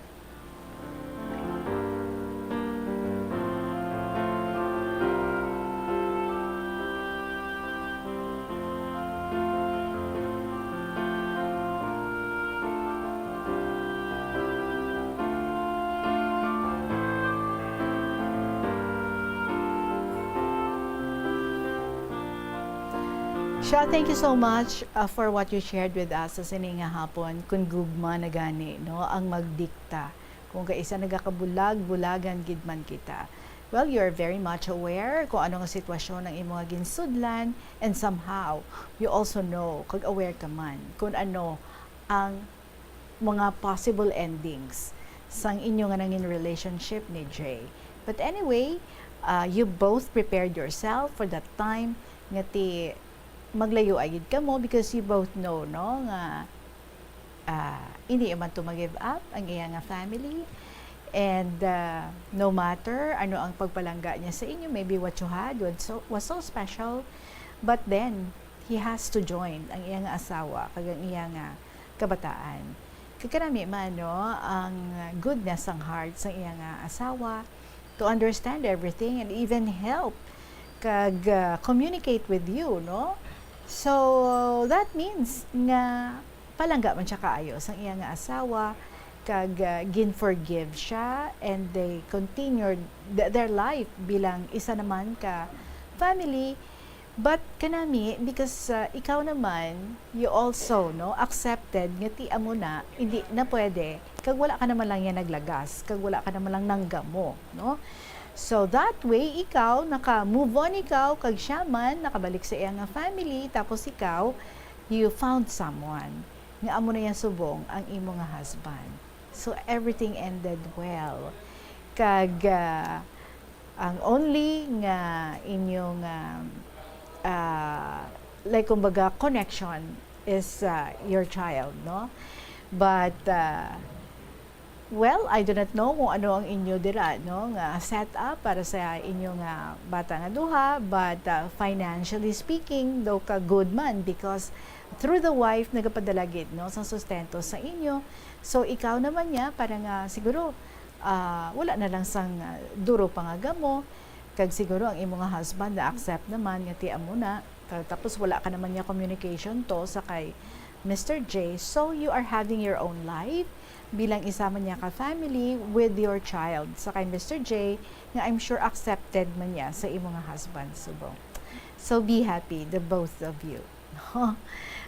Kabigo na lang nga daw damgo ang tanan, although you had remembrance sa amusad to nga relationship nga inyo agin sudlan. Anyway, thank you so much, Gid, and kabay, no, nga each one of you would try nga himuon gid ang inyo nga makaya para nga mapaayo man ang inyo nga pagpangabuhi, and in as much as possible rectify, no, ang inyo nga sala nga nahimo sang una by doing good sa inyo nga mga partners and by taking care sa inyo nga family.